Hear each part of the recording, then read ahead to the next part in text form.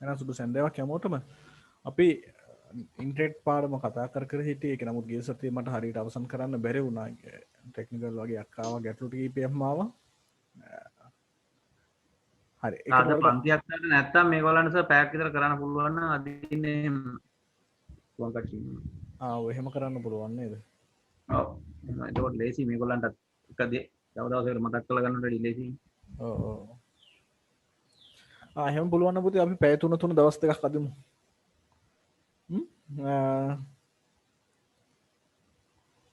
ඔව් ඒ වගේ ක්‍රමයකට යන්නත් පුළුවන්. ඔයාලා පොඩ්ඩක් අදහස් කියන්න. අද බෑ සර්. අද බෑනේ. මෑලට 7:00 පස්සේ ක්ලාස් සමහරට ඇතිත් දන්නේ. හරි අපි ඊළඟ සතියේ සර් පැයක් කලින් පුළුවන් කියලා අහන්න. ඔව්. ඒකට මොකද කියන්නේ? කලින් ගත්තොත් එහෙම කලින් නම් අවුලක් නැහැ සර්. කලින් අවුලක්. එහෙමනම් අපි කලින් අවුලක් නැහැ සර්. 7:00 වගේ දාගමු. ඔතනක් තියෙනවා පුතේ 25යි 84යි 31යි 75යි. දෙන්න ඔයාලට මැසේජ් බලන්න.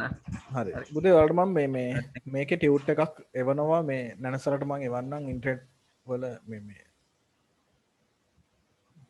මට තානස PDF එක. ඔව්.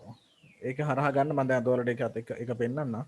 දොරවලට නෝට් එකේ ලොකු ගැටලුවක් වෙන්නේ නැහැ. ඒකේ ෂෝට් නෝට් විදියට තියෙනවා. දැන් පොතේ කොහොමත් අපේ නෝට් එක තියෙනවානේ ඉන්ටර්නෙට් වල. ඒකෙන් ඔයාලට තව ටිකක් ආවරණය කරගන්න පුළුවන්. ලේසියෙන් මතක තියාගන්න ඕන කොටස් ටික. මම ඒක ඉක්මනින් ඉවර කරන්නම් අද දවසේ කොහොම හරි ඉන්ටර්නෙට් පාඩම ඉවර කරලා අපි අලුත් එකකට යන්න උත්සාහ කරමු. එහෙමනම් අපි දැන් මේ වෙද්දි කතා කරලා තියෙන ඒ වලින් ඔයාලට මතකද කියලා බලන්න මම මේ කියන්න හදන ඒවා ටික. අපිට ඉන්ටර්නෙට් යන්න කියලා ඕන කරන දේවල් මොනවද කියලා අපි ඉස්සරහ ටිකක් දැනගන්න ඕන. අපි සාමාන්‍යයෙන් ඉන්ටර්නෙට් එක ඔය ගොඩක් රූප සටහන් වලදී වලාකුළක වගේ එකකින් අඳිනවා නේද? වලාකුළක ස්වරූපයක් නිකන් ඉන්ටර්නෙට් එක අර්ථ දක්වන්න අඳින වෙලාවල් තියෙනවා. එතකොට ඉන්ටර්නෙට් එක අපිට ඍජුවම අපිට සම්බන්ධ වෙන්න විදිහක් නැහැ. නේ? කියන්නේ අපේ පරිගණකයට ඉන්ටර්නෙට් සම්බන්ධ කරගන්න කියලා කොහෙන්වත් ඉන්ටර්නෙට් එකෙන් වයර් ඇවිත්ලා නැහැ. අපි එතකොට මේකට උදව් කරගන්න ඕනේ ISP එහෙම නැත්නම් ඉන්ටර්නෙට් සර්විස් ප්‍රොවයිඩර් කියලා කියන කෙනෙක්ගේ සහාය ගන්න ඕනේ. එතකොට ISP එහෙම නැත්නම් ඉන්ටර්නෙට් සර්විස් ප්‍රොවයිඩර් විදිහට අපි ලංකාවේ ඩයලොග් SLT ඒ වගේ ඒවා දන්නවනේ. ඩයලොග් ලා ඉන්නවා SLT ඉන්නවා. මෙහෙම ආයතන කීපයක් අපිට අන්තර්ජාල සම්බන්ධතාවය ලබා දෙනවා. නේද? අපි ඊට පස්සේ ඒ ආයතනයකට ගෙවලා මොකක් හරි පැකේජ් එකක් අරගෙන තමයි අපේ පරිගණකයේ අන්තර්ජාල ගවේෂණය කරන්න පහසුකම් හදාගන්න වෙන්නේ. දැන් අන්තර්ජාලය කියන්නේ තාක්ෂණයක්. ඒ කියන්නේ පරිගණක එකින් එක සම්බන්ධ කරලා දෙන්න හදාපු එක්තරා විදියක් කියලා අපි දන්නවා. එතකොට ඒකට තමයි අපි අර මුල් දවස්වලදී කතා කළා සමහර තැන්වල මේකට කේබල් එහෙම නේද?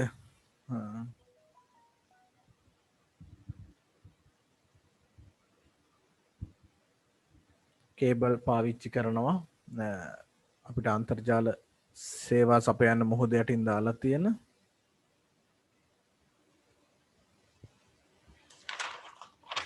මේ වගේ ඒවා අපි කතා කළා. එතකොට ඒවා මේන්ටේන් කරන්න යම්කිසි මුදලක් වියදම් වෙන නිසා තමයි මේ ගාස්තු සාමාන්‍ය මට්ටමක් අය කරන්නේ අපිට. එතකොට මේ තියෙන්නේ වගේ මුහුද යට තියෙන කේබල් ඒවල ඩයග්‍රෑම් තියෙනවා. එතකොට අවුරුදු ගාණක් තිස්සේ ඇදපු කේබල් සමූහයක් තියෙනවා. මුල්ම කාලේ තඹ කේබල් ඇදලා තියෙන්නේ CBME 1 කියන කාලේ. ඒවා ඉක්මනට මේ දුර්වල වුණා. ඒ කියන්නේ වැඩ කරන්නේ නැතුව තත්ත්වයටපත් වුණා. අද වෙද්දී හොඳ ෆයිබර් ඉතාමත් වේගවත් දත්ත සම්ප්‍රේෂණ කරන්න පුළුවන් සංනිවේදන මාධ්‍ය භාවිතා කරලා මේ ඉන්ටර්නෙට් එක හදාගෙන තියෙනවා. එතකොට මේ ඉන්ටර්නෙට් එක මේන්ටේන් කරනවා මේ වැඩ ටික කියන්නේ වෙනම කතන්දරයක්. ඒක සංකීර්ණ වැඩක්. ඒකට ලොකු මුදලක් යන ඒක ටෙක්නොලොජි එක වෙනම පැත්තක්. දැන් නෙට්වර්කින් කරනවා කියලා කියන්නේ ඒකත් මේකට තමයි ටිකක් සම්බන්ධ වෙන්නේ. හරි. අපේ ලංකාවේ ගොඩක් ජනප්‍රිය SLT ආයතනය සහ මේ ඩයලොග් එකෙන් තමයි මේ කේබල් අරන් තියෙන්නේ. මම හිතන්නේ දැන්ට නම් තියෙන්නේ වල SLT ද කොහෙද තමයි ලංකාවේ වැඩිම වේගයක් දෙන්න පුළුවන් විදිහට ෆයිබර් කේබල් සම්බන්ධතා අරගෙන තියෙන්නේ. ඊට අමතරව මේ සැටලයිට් තාක්ෂණය භාවිතා කරන්න පුළුවන් ක්‍රමක් තියෙනවා. නමුත් සැටලයිට් තාක්ෂණයේ මුල් අවදිවලදී සාමාන්‍ය අපි කියන්නේ අර භූස්ථාවර චන්ද්‍රිකා කියලා කියන්නේ රූපවාහිනී විකාශනය හැම ලබා දෙන චන්ද්‍රිකා තාක්ෂණය පාවිච්චි කරනොත් සැටලයිට් එක ගොඩ ඈතින් තියන්න ඕනේ. ඒක තරමක ගැටලුවක් නේද? ඒක නිසා ඒක මේ සාර්ථක වුණේ නැහැ. සැටලයිට් එක ඈත වැඩි වුණාම අපි කියනවා මේ අර පින් වෙන ටයිම් එක වැඩි කියලා කියන්නේ. එහෙම නැත්නම් ඩිලේ ටයිම් එක වැඩි වෙනවා. පින් කියන්නේ රවුටර්ස් වලින් ඈත තියෙන. දැන් ඔය ගේම් ගහන කට්ටිය පින් ගැන ගොඩක් ලොකුවට කතා කරනවා මතක ඇති. ඒක එහෙම වුණාම ඩේටා පැකට් එකක් යන්න ගත වෙන වෙලාව වැඩි දත්ත. ජාලය තුල ගමන් කරන්න ගත වෙන කාලය වැඩි වෙනවා. ඉතින් ඒ වගේ හේතු නිසා මේ සැටලයිට් තාක්ෂණය එච්චර ජනප්‍රිය වුණේ නැහැ. නමුත් දැන් ආයෙත් පාරක් සැටලයිට් පැත්ත බලන්න හදනවා. මේ මොකද මේ මුහුද යටින් කේබල් අදිනවට වඩා තවත් සාර්ථකව සැටලයිට් දැන් අභ්‍යවකාශයට යන එක නිකන් සාමාන්‍ය හන්දියට යනවා වගේ වැඩක් කරගෙන තියෙන හින්දා මෙන්න මෙහෙම භූස්ථාවර නොවන ආසන්නයේ තියන්න පුළුවන් චන්ද්‍රිකා විශාල ප්‍රමාණයක්. ඒ කියන්නේ ආසන්න වශයෙන් ගත්තොත් එහම 42000ක් විතර චන්ද්‍රිකා කක්ෂගත කරන්න අවසර ලබාගෙන තියෙනවා. මේ ස්ටාර්ලින්ක් ප්‍රොජෙක්ට් එකේ ඉලොන් මස්ක්ගේ ටෙස්ලා කම්පැනි එහෙම තියෙන කට්ටිය. එතකොට එයාලා උත්සාහ කරනවා තව අවුරුදු 10ක් විතර වගේ වෙද්දි සැටලයිට් 42000ක් අභ්‍යවකාශගත කරලා ඒකෙන් හදන්න නෙට්වර්ක් එකක්. එතකොට මේ වගේ ක්‍රම එනකොට තව ටිකක් අන්තර්ජාල සේවා මිල අඩු තත්ත්වයකට පත් වෙයි. මොකද සැටලයිට් එකක් සමහර වෙලාවට කඩාගෙන වැටුණා. මේක චූටි ප්‍රමාණයේ සැටලයිට් එකක්, ගොඩක් ලොකු එකක් නෙවෙයි. මේ රූප සටහන් වල තියෙන්නේ. මේකක් මෙතෙන්ට නැවත එකක් යවලා මේක රීප්ලේස් කරලා හදාගන්න එක සමහර වෙලාවට දැන් ඉස්සරහට යන හැටිත් එක්කලා ලෝකේ මුහුද යට කේබල් මේන්ටේන් කරනට වඩා ලේසි වෙන්නත් පුළුවන්. ඒතර මුහුද යට කේබල් මේන්ටේන් කරාම තියෙන ගැටලුවක් තමයි ආයි පාරක් දැන් ගොඩබිම තුලත් ඒවා අදින්න එපේ. ඒතකොට මුහුදෙන් ආවට පස්සේ දැන් ගල් කිසිං ඒ පැත්තේ මොරටු ඒ පැත්තෙන් ගන්නවා. ගල් රුහුණ පැත්තටත් ගිහින් තියෙන මම හිතන එක. ඒතකොට මේවා අරගෙන දැන් අපේ පැති වලට එද්දි අපි ෆයිබර් ගන්න හැදුවට ෆයිබර් නැහැ කියලා කියනවා සමහර වෙලාවට. ඒ කියන්නේ ගම්මාන ඇතුළට එහෙම ගෙනියන්න අමාරුයි. ඒතකොට ඒවටත් කේබල් අදින්න ඕනේ ස්පීඩ් එක අපි භාවිතා කරන්න නම්. නමුත් දැන් මේ තාක්ෂණය ආවට පස්සේ අපිට තියෙන වාසිය තමයි ගොඩබිමත් ආවරණය වෙනවා, මුහුදු ප්‍රදේශත් සියල්ලම ආවරණය වෙනවා. ඒතකොට කොහෙ ගියත් කොහෙ හිටියත් මේ තාක්ෂණය භාවිතා කරලා අපිට පුළුවන් වෙනවා අන්තර්ජාල පහසුකම ලබා ගන්න. වෙන එකම අවස්ථාවේ තමයි ටිකක් ප්‍රමාණයෙන් ලොකු ඇන්ටනා එකක් අපි කියන්නේ අර සැටලයිට් ඩිස්ක් එකක් පාවිච්චි කරන්න සිද්ධ වෙනවා. ඉතින් ඒක එච්චර ගැටලුවක් නැහැ. අර කාටුන් වල තියෙනවා වගේ ඉස්සරහට සමහරට වාහනේ උඩ වෙනම සැටලයිට් ඩිස්ක් එකක් හයි කරලා තියෙන්නත් පුළුවන්. ඉන්ටර්නෙට් මේවා කරන්න. යන එන තැන් වලදී ගන්න. මේ ස්ටාර්ලින්ක් ආවට පස්සේ ටික කාලයක් යනකම් ඊට පස්සේ තව තාක්ෂණ හැදෙන්න පුළුවන්. ඉතින් මේ වගේ විවිධ ක්‍රම ඔස්සේ නිර්මාණය වෙලා තියෙනවා අන්තර්ජාලය කියන සම්බන්ධතාව ගොඩනගන්න පුළුවන් ක්‍රම. එතකොට මෙයාලත් සමස්තය ඔක්කොම වැටෙන්නේ අවසාන වශයෙන් ගත්තාම අපි අර කතා කරපු ISP එහෙම නැත්නම් ඉන්ටර්නෙට් සර්විස් ප්‍රොවයිඩර්ලා කියන ගොඩට. මෙයාලගේ මූලික කාර්ය වෙන්නේ ලෝකෙ පුරාම පරිගණක එකිනෙක සම්බන්ධ කරන්න පුළුවන් යම්කිසි ක්‍රමවිදියක් හදලා දෙන එක. එතකොට මේ නෙට්වර්ක් එක හැදුවට පස්සේ අපි ඒකට කියනවා ඉන්ටර්නෙට්වර්ක් එක කියලා. ඉන්ටර්නෙට් එක කියලා කියන්නේ ඉන්ට්‍රානෙට් කියලා තව එකක් තියෙනවා. හරි?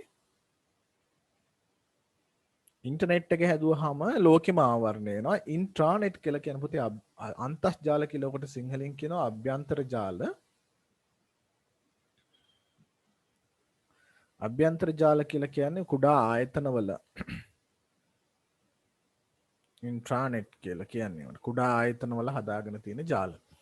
එතකොට මේ ජාල භාවිතා කරලා අපි ඊට පස්සේ ක්‍රියාත්මක කරන සේවාවන් ගැන තමයි මේ පාඩමේදී කතා කරමින් හිටියේ. මම අයි චුට්ටක් මුලට ඇවිල්ලා මතක් කළේ ගිය සතියේත් ටිකක් අවුල් වුණා. ඊට පස්සේ කලිනුත් අපි කරපු ඒවා දැන් අමතක ඇතිනේ. ඒ නිසා තමයි මතක් කරගෙන මේ ඉන්නේ.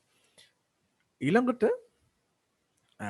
මේ ජාල හරහා ක්‍රියාත්මක කරන්න පුළුවන් සේවාවන් මොනවද කියලා තමයි අපි ඉගෙන ගනිමින් යන්නේ. ඉතින් මේක හැදුවට පස්සේ ලෝකේ කාලීනව එක එක ක්‍රම තාක්ෂණයන් හැදෙනවා.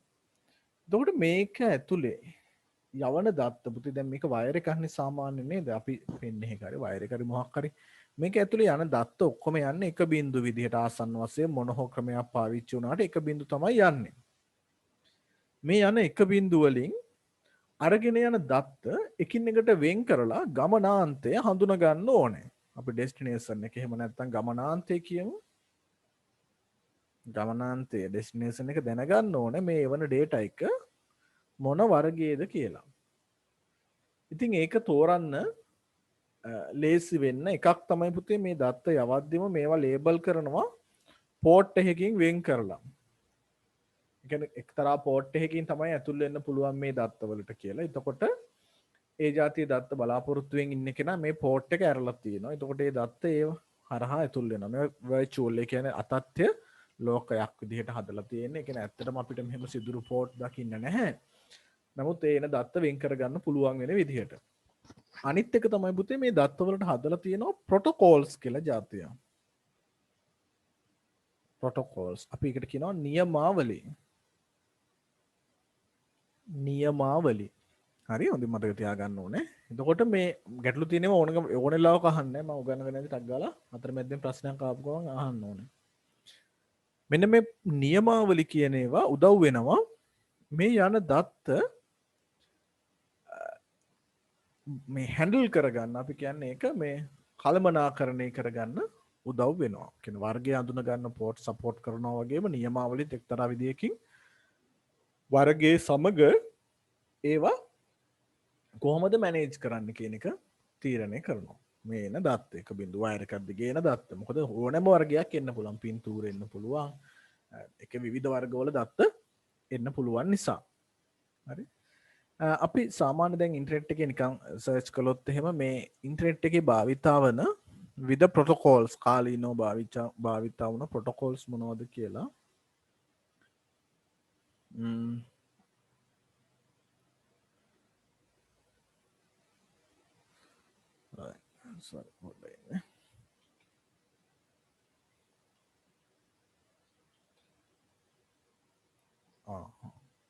බැලුවා කීබෝඩ් එක වැඩ කරන්නේ මගේ මේකේ බැටරි එක බෑලා right අපේ ක්ලාස් එකේ මොනවා හරි එකක් තියෙනවා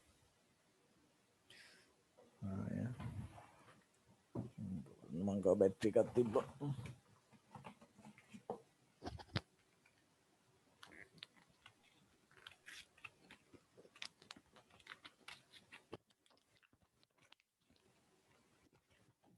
ඒක අර වයර්ලස් එකක් තියෙන එකේ බැටරිය දාගන්න ඕන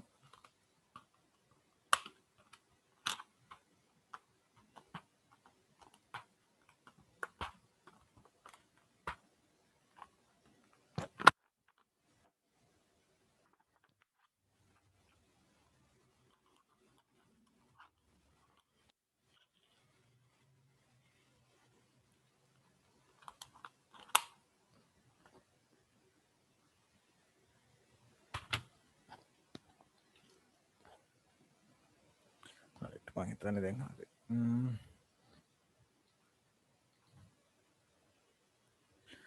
අපි දැන් කතා කළේ ප්‍රොටෝකෝල්ස් වගේක් ගැන. එතකොට ප්‍රොටෝකෝල් කියලා කියන්නේ එහෙම නැත්නම් නියමාවලියක් කියලා කියන්නේ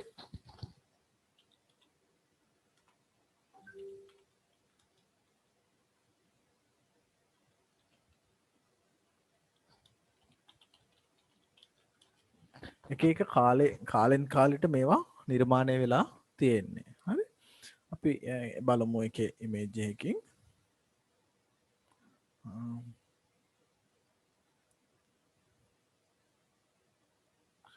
දැන් ඔයාලට පේනවනේ මේ ස්ක්‍රීන් එක. ඒතකොට මේකේ තියෙනවා පුතේ මේ ඉන්ටර්නෙට් එකේ මුල් කාලේ ඉඳලා ඉන්ටර්නෙට් හැදෙන්නත් කලින් ඉඳලම තිබුණු විවිධ නියමාවලි භාවිතා කරපු විවිධ නියමාවලි ගැන පොඩි අදහසක් ගන්න පුළුවන් ඔයාලට මේකෙන්. මේක වර්ෂත් එක්කලා නම් අපිට අදාළ වෙන්නේ නැහැ. එතකොට ඔයාලට මේ ජනප්‍රිය සේවාවන් ගොඩක් මේකේ දකින්න තියෙනවා.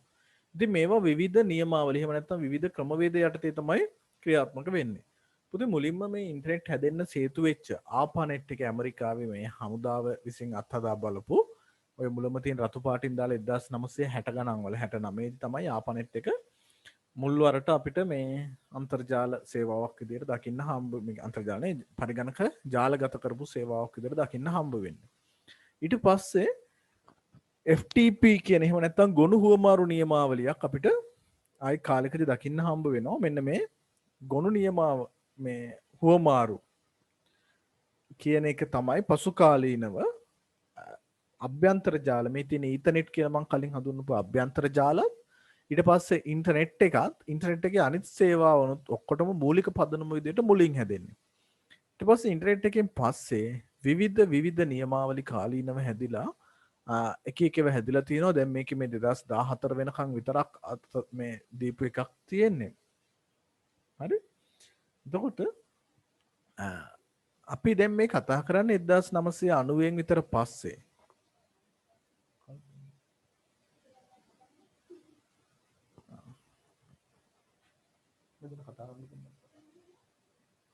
හරි මට අපට දෙන්නේ දොර මේක ඔයාලට ඕනනම් ස්ක්‍රීන්ෂොට් එකක් වෙන්න ගන්න පුළුවන්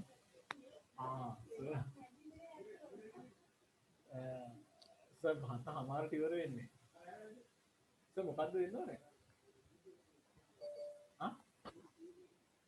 මම එන්න සර් පැත්ත නැතයි හරි සාසන හරි හරි ඉතින් මේ අපි අන්තර්ජාලයට සම්බන්ධ මේ අනිකුත් ඒවා ටික කතා කරද්දී අන්තර්ජාල සේවා ගැන බලාගෙන යද්දි මෙන්න මේවා තමයි අපිට ඉස්සරහට කතා කරන්න තියෙන්නේ මේකත් එක්කලා හැදිලා තිබුණා කියන අද වෙනකම් භාවිතා කරන දේවල් ගැන හරි එහෙනම් ඔන්න දැන් අපි කතා කළා කලින්ම මේ වෙබ් කියන සේවාව ගැන නේද එතකොට මේ වෙබ් වල දැන් අද වෙද්දි මේ සියල්ලම පාවිච්චි කරනවා අපි දැකලා තියෙනවා වෙබ් වලත් version කීපයක් එහෙම තිබුණා ඒවා මම ඔයාලට කලින් සමහරට මතක් කරලා ඇති හරි සාමාන්‍ය 1990 ගණන් වලින් පස්සේ කියලා අපි කිව්වා මේ 96 විතර වගේ තමයි වෙබ් කියන සේවාව ලෝකේ ජනප්‍රියව එන්නේ නමුත් අපේ දැන් හුඟක් රටවල් වල ඒ වෙද්දි තාක්ෂණයේ ඉච්චර දියුණුව තිබුණ නැති නිසා මේ සේවාව මිනිස්සු හැමෝටම පාවිච්චි කරන්න පුළුවන්කමකට දියුණු වෙලා තිබුණේ නැහැ මුල් කාලෙදී. හරි? ඒකේ ලොකු ඉමේජ් එකක් නෑ මේක තමයි තියෙන්නේ. පුතේ මුල්ම කාලේ වෙබ් 1 කියන කාලේ 1996 විතර අපිට අන්තර්ජාලයෙන් ගන්න විතරයි පුළුවන්කම තිබ්බේ. ඒකට මොකුත් යවන්න තිබ්බ හැකියාව අඩුයි. කියන්නේ වෙබ් අඩවි වල. ඊට පස්සේ වෙබ් 2 කියනක 2006 විතර එද්දී සාමාන්‍ය ප්‍රමාණයක් වැඩි ප්‍රමාණයක් මිනිස්සු ගන්න අතරේ කලින්ට වඩා වැඩි ප්‍රමාණයක් අන්තර්ජාලයට මේ සම්පත් සපයන්න පුළුවන් මට්ටමට ආවා. නමුත් 2016න් පස්සේ සමසමව වගේ සේවා සැපීම සහ සේවා ලබා ගැනීම අන්තර්ජාලය හරහා ක්‍රියාත්මක වුණා. ඒක තමයි වෙබ් 3 කියලා කියන්නේ. පුතේ මම දැන් මේ ඔයාලට තොරතුරු අරන් දෙන්නේ වෙබ් සේවාව භාවිතා කරලා. එතකොට මේ අපි වෙබ් සේවාව භාවිතා කරන්න මේ යොදා ගන්නවා වෙබ් අතිරික්සුවක් එහෙම නැත්නම් වෙබ් බ්‍රවුසර් එකක් කියලා කියන උපකරණයක් නේද? මේකට කියනවා වෙබ් බ්‍රවුසර්. එතකොට වෙබ් බ්‍රවුසර් ගැන අපි දැනගෙන තියෙන්න ඕන ප්‍රශ්න වලට එනවා. හරි? වෙබ් බ්‍රවුසර් එකක් ප්‍රශ්න වලට එනවා. ඔයාලා වෙබ් බ්‍රවුසර් දැකලා තියෙනව නේද? ඕනේ ඒවනම් උගන්වන්න ඕනේ නැහැනේ. වෙබ් බ්‍රවුසර්ස් ඉමේජ් වලින් බැලුවොත් එහෙම වෙබ් බ්‍රවුසර් මේ වගේ ඕන තරම් ඔයාලා දන්නේව තියෙනවා. එතකොට ඔය කීපයක් ඒවා වෙබ් බ්‍රවුසර් මතක තියාගන්න. මේවා දැන් මෙහෙමයි ප්‍රශ්න වලට එද්දි සමහර වෙලාවට එන්නේ වෙබ් බ්‍රවුසර් එකක නොවන නමක් දීලා ඔය මොකක් හරි නිකන් අපි අහලා නැති නමක් වගේ එකක් දීලා ඒක වෙබ් බ්‍රවුසර් එක නොවන්නේ මොකද්ද කියලා වගේ ප්‍රශ්නයක් අහන්න පුළුවන්. අපි ප්‍රශ්න ටිකක් කරද්දි බලමු. දැන් ඉන්ටර්නෙට් එකේ වෙබ් සේවාව භාවිතා කරද්දී ඉස්සර කාලේ නිකන් සාමාන්‍ය වෙබ් පිටුවක් බලන්න වගේ විතරයි පුළුවන් වුණේ. මම මතකද ඔයාලට මම පෙන්නුවා නේද අර වෙබ් මොන මැෂින් එකෙන්ද මන්ද කියලා මට බලගන්න දැන් සයිට් එක නා. පරණ වෙබ්සයිට් ඉස්සර තිබුණ හැටි බලන විදිහක් එහෙම. හරි? ඒ කියන්නේ ඉස්සර කාලේ වෙබ් අඩවි එච්චර ජනප්‍රිය නැහැ. ඒතර වෙබ් සේවාව අද වගේ දියුණු වෙලා තිබුණේ අද වෙබ් එක ඇතුලේ ඕන දෙයක් කරන්න පුළුවන් අපිට. ඒ කියන්නේ දැන් Zoom එක පොව වෙබ් අඩවි Zoom එක නම් වෙබ් වල බෑ අමාරුයි ටිකක්. නමුත් ඔය Jitsi Meet තව ඒ වගේ මේ දැන් ඔය Meet වලට පාවිච්චි කරනවා පොව වෙබ් බ්‍රවුසර් එකක් භාවිතා කරලා කරන්න පුළුවන් තත්ත්වෙට මේක දියුණු කරලා තියෙනවා. හරි? දොට මේ වෙබ් කියන නියමාවලිය මුලින්ම හදන්න කවුද කියලා අපි දැනගන්න ඕන වෙබ් අඩවි මේ බ්‍රව්සෝලින් බැලුවට මේවා ඇත්තටම තැන්පත් වෙලා තියෙන්නේ මේ වෙබ් සර්වර් කියලා කියන විශේෂ පරිගණකයකින් තමයි මේවා අපිට එන්නේ. හරි? ඒවා අන්තර්ජාලයට සම්බන්ධ කරලා තියෙන ටිකක් කාර්යක්ෂම ටිකක් කියන්නේ ගොඩක් කාර්යක්ෂම මේ වගේ විශාල පරිගණක තියෙනවා. ඒ පරිගණක වලින් තමයි මේ පින්තූර සහ මේ සියල්ලම අපිට ලැබෙන්නේ වෙබ් සර්වර් එක. දොර මේ ගනුදෙනුව අපි කොහොමද වෙබ් එකට මොනවා හරි දාන්නේ සහ වෙබ් එකකින් අපිට කොහොමද ලැබෙන්නේ කියන මේ ගනුදෙනුව ගැනත් අපිට අවබෝධයක් තියෙන්න ඕනේ. මම මේ කලින් කතා කරපු හරියක් කියලා මට මතකින් ඉඳ තමයි මම මෙහෙම වේගෙන් කරන්නේ. ඔයාලා තව පොතත් එක්ක බලන්න මම මේ කියන ඒවාත් අහගෙන. ප්‍රශ්නයක් ආපු ගමන් අහන්න ඕනේ හැබැයි ටිකක් මම වේගෙන් කරනවා ඉතින්. එතකොට අපිට දැන් ඔන්න අපි වෙබ් බ්‍රවුසර් එකකින් බලනවානේ. අපි දැන් ඉන්ටර්නෙට් එකට සම්බන්ධයි. වෙබ් බ්‍රවුසර් එක අපි විවෘත කරගෙන අපි මේ වෙබ් සර්වර් වල තියෙන ඒවා ගෙන්න ගන්නවා. මේවා එද්දී අපි වෙබ් සර්වර් ගොඩක් ලෝකේ තියෙනවා. එකක් දෙකක් නෙමෙයි. ඒතර අපි දන්නේ නැහැ අපිට මොනවා හරි ඕන කරන වෙබ් සර්වර් එක කෝකද කියලා. ඒකෙන් ගෙන්න ගන්න. අපි ඒකට පාවිච්චි කරනවා එයා අන්තර්ජාලයේ තියෙන ලිපිනය. එයා අන්තර්ජාලයට සම්බන්ධ වෙලා තියෙන ලිපිනය. අපි ඒකට කියනවා IP address එක කියලා. හරි? IP ලිපිනයකින් තමයි අන්තර්ජාල ප්‍රොටෝකෝල් එක කියන එක ඉන්ටර්නෙට් ප්‍රොටෝකෝල් කියන එක තමයි මේ IP address කියලා කියන්නේ. මෙන්න මේ වගේ IP ලිපිනයකින් තමයි අපිට අන්තර්ජාලයේ තියෙනවා ගෙන්න ගන්න පුළුවන් වෙන්නේ. ඒතකොට දැන් මගේ IP එක බලන්න ඕන නම් මට my IP කියලා නිකන් ඉන්ටර්නෙට් එකේ සර්ච් කළොත් එහෙම මෙන්න මෙහෙම මගේ දැන් මගේ තියෙන public IP එක පෙන්නනවා. එතකොට 123යි 231යි 124යි 77. දැන් ඔයාලට ඇත්තටම නොපෙනුනාට ඔයාලට මේ වීඩියෝස් එන්නේ මෙන්න මේ IP එකේ ඉඳලා කියන එක තමයි කියන්නේ. එතකොට මේ IP එකෙන් හැබැයි zoom එක අරගන්නවා වීඩියෝ එක. අරගෙන zoom එක එයාලට සම්බන්ධ වෙලා තියෙන අනිත් සියලුම IP වලට බෙදලා දෙනවා. එතකොට zoom කියන සර්වර් එකකුත් වෙනම ක්‍රියාත්මක වෙනවා. හරි ඒ සර්වර් එකේ උදව්වක් ඕනේ. සර්වර් එකේ උදව්ව ඇතුව ඒ ටික එකතු වෙලා ඔයාලට බෙදලා දෙන්න මේ IP එකෙන් තමයි මේක තමයි දැන් සර්වර් එක බවට පත් වෙලා තියෙන්නේ. නමුත් ඔයාලා IP එක ගැන අවබෝධයක් නැහැ. මොකද IP ඇත්තටම මතක තියාගන්නත් බෑ. මේක අනික වෙනස් වෙනවා. මම දැන් අද මේක තිබ්බට හෙට වෙන එකක් මට හම්බ වෙන්න පුළුවන්. එහෙම නැත්නම් මම ආයේ මේක ඔෆ් කරලා ඔන් කරාම වෙන එකක් මේකේ තියෙන්න පුළුවන්. ඒක නිසා තමයි අපි කතා කළේ අපිට ඕන කියලා ඩොමේන් කියලා එකක් ගැන. මොකද අපිට ඉලක්කම් මතක තියාගන්න බැරි හින්දා නම් මතක තියාගන්න පුළුවන් හින්දා අපි පාවිච්චි කරනවා මෙන්න මේ වගේ ලිපින ක්‍රමයක්. අපි මේක තමයි කතා කරමින් හිටියේ අවසානට. දැන් අපිට පුළුවන් අර අන්තර්ජාලයේ වෙබ් සේවාව ලබා දෙන පරිගණකය එහෙම නැත්නම් සර්වර් එකට සම්බන්ධ වෙන්න IP ලිපිනයක් නැතුව කියන අංකයක් ගහන්න නැතුව නමක් දාලා ඒ නම ඩොමේන් නේම් කියලා කියන නමින් තමයි හඳුන්වන්නේ. ඩොමේන් කියන එකේ සිංහල අදහස තමයි මේ වසම කියන අදහස. ඔයාලා දැකලා තියෙනවනේ ඔය පොලිස් වසම කියලා එහෙම තියෙන්නේ. ඩොමේන්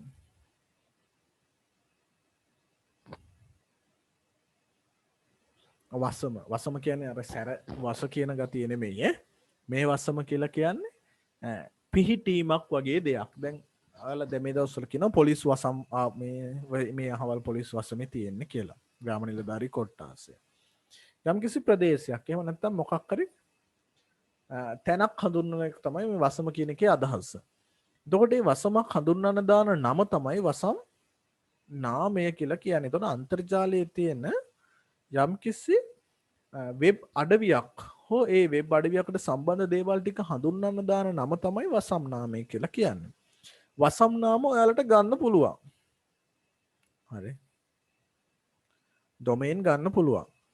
එතකොට ඒ අරගන්න නම අපි ඊට පස්සේ අපේ පරිගණකයේ කියන්නේ සේවා පරිගණකයේ IP ලිපිනයත් එක්කලා බද්ධ කරන්නත් ඕනේ. මොකද අපි නම ගත්තට ඒක පරිගණකයට නිකම්ම මේ සම්බන්ධ වෙන්නේ නැහැ. අපි නමක් අරගෙන ඊට පස්සේ ඒක බද්ධ කරන්නත් ඕනේ. දැන් මේ නමේ තියෙන කොටස් ටික අපි කතා කළා. මම ඊට කලින් අර නම් ගන්න එකත් කතා කරපු නිසා ඔයාලට චුට්ටක් ඒක පෙන්නලා ඉන්නම්. සාමාන්‍ය ගොඩක් ජනප්‍රියයි ඔය GoDaddy NIC එහෙම තියෙනවා. දැන් ලංකාවේ වසම් නාම ගන්නවා නම් අපි NIC එකට තමයි හුඟක් වෙලාවට යන්නේ. nic.lk කියන එකට ගියා නම් අපිට මෙන්න ඩෙන්ටි කාඩ් එක ගන්න තියෙන්නේ. නකෝ මෙන්න මේ register.lk එහෙම නැත්නම් ශ්‍රී ලංකා ඩොමේන් රෙජිස්ටර් කියලා කියනවා. මෙන්න මෙතන අපිට ඕන වසම් නාමයක් දැන් සර්ච් කරලා බලන්න පුළුවන්. දැන් චතුර කියලා මම සර්ච් කරාම මෙයා බලමු ඒක දෙයිද නැද්ද කියලා. ඒ නම අපිට කවුරුත් අරගෙන නැත්තම් ඒ නම වසම් නාමයක් විදිහට ලියාපදිංචි කරගන්න අවස්ථාව දෙනවා. හැබැයි මේ ලියාපදිංචියට පරිගණක භාවිතා වෙනවා වෙන ලොකු ප්‍රොසෙස් එකක් තියෙන හින්දා ඒ නම් වලට මිලදී ගැනීමක් කරන්න සිද්ධ වෙනවා. සාමාන්‍ය රුපියල් 3000 1500 3000 ඔය වගේ ගණන් යනවා අවුරුද්දකට. ඒ නම ලියාපදිංචියේ තියාගන්න. දැන් මේ නම දෙන්න බෑයි කියලා කියනවා. is restricted කියලා කියන එක restrict කරලාලු තියෙන්නේ. හේතුව මේ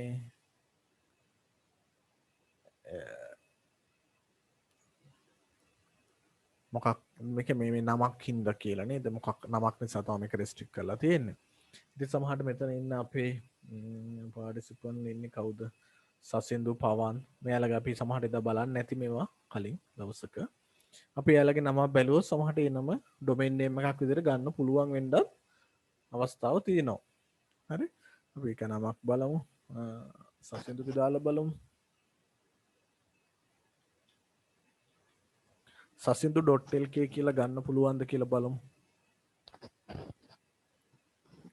alright. sasindu.lk කියලා domain එකක් ගන්න පුළුවන්කම තියෙනවා. හරි.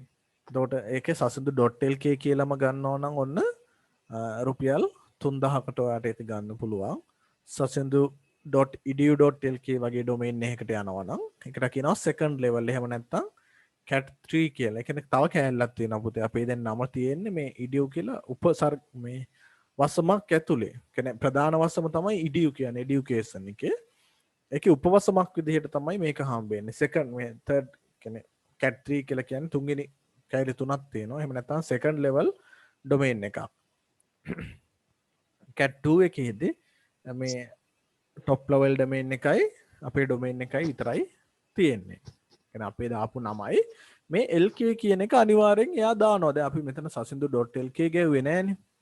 එයා lk කියන එක එතෙන්ට දාලා තමයි දෙන්නේ. දැන් අපි මේ lk ඇරෙන්න තව ඒවා තියෙනවා. ඔයාලා only domain වගේ ගිහිල්ලා බැලුවොත් only domains වලින් වගේ search කළොත් domain එකක්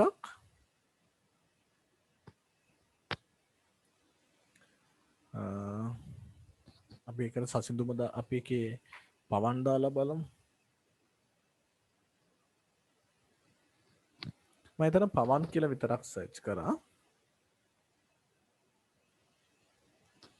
එතකොට ඒකෙත් දෙනවා. දැන් ඒකෙදි ඩොලර් වලින් දෙන්නේ. හැබැයි ඒක ග්ලෝබල් එකක් හින්දා pawan.com කියන එක නම් ගන්න බැහැලු. ඒක අරගෙන තියනවා කවුරු හරි.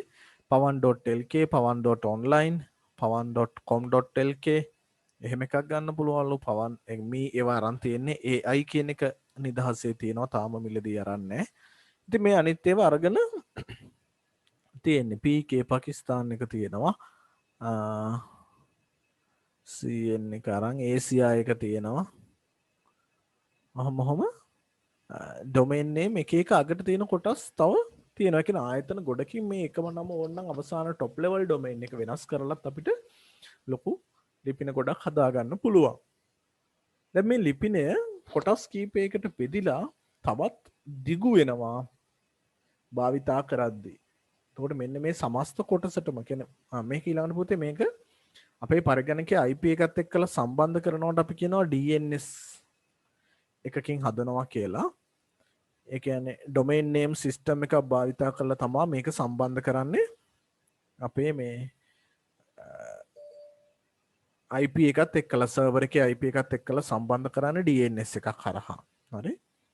ඊළඟට අපි දැන් කතා කරපු කොටස ඉවර කරන් ඉමු. අන්තිමට මම ආවිත් තිබ්බේ ඔයාලට URL එකක් ගැන කතා කරන තැනට. නේද? ඊළඟට අපි කතා කළා URL එකක් එහෙම නැත්නම් domain name එකක් සම්පූර්ණයෙන් පිහිටන්න පුළුවන් විදිය ගැන අන්තර්ජාලයේ තියෙන. ඒතකොට මේ domain name එක අපි දැන් කතා කළේ මෙතන .com තියෙන කෑල්ල විතරයි. ඒකදී අපි ඒ කොටසට කියනවා domain name එක කියලා. නමුත් ඊට මුලින් තියෙන කොටසට කියනවා subdomain එක කියලා. අපි මෙතනදී මේ www කොටස හඳුන්වනවා සේවාව කියලා. ඔයාලගේ පෙළපොතේ පොඩ්ඩක් බලන්න අන්තර්ජාල පාඩමේ මේ domain name එක කොටස් ටික හඳුන්වලා දීලා තියෙනවා. හරි. ඊට පස්සේ මම ඔයාලට මෙහෙම නෝට් එකක් එවන්නම්. නැනසල හරහා. එතකොට මේකේ තියෙනවා මේ URL එකක කොටස් කැඩෙන විදිහ. වෙන් කරන දක්වන විදිය. එතකොට ඒකෙදිත් ඔයාලට බලා ගන්න පුළුවන් මේකේ HTTP කියලා කියන්නේ අපි අර ගත්ත ඒ වලින් HTTP කියලා කියන්නේ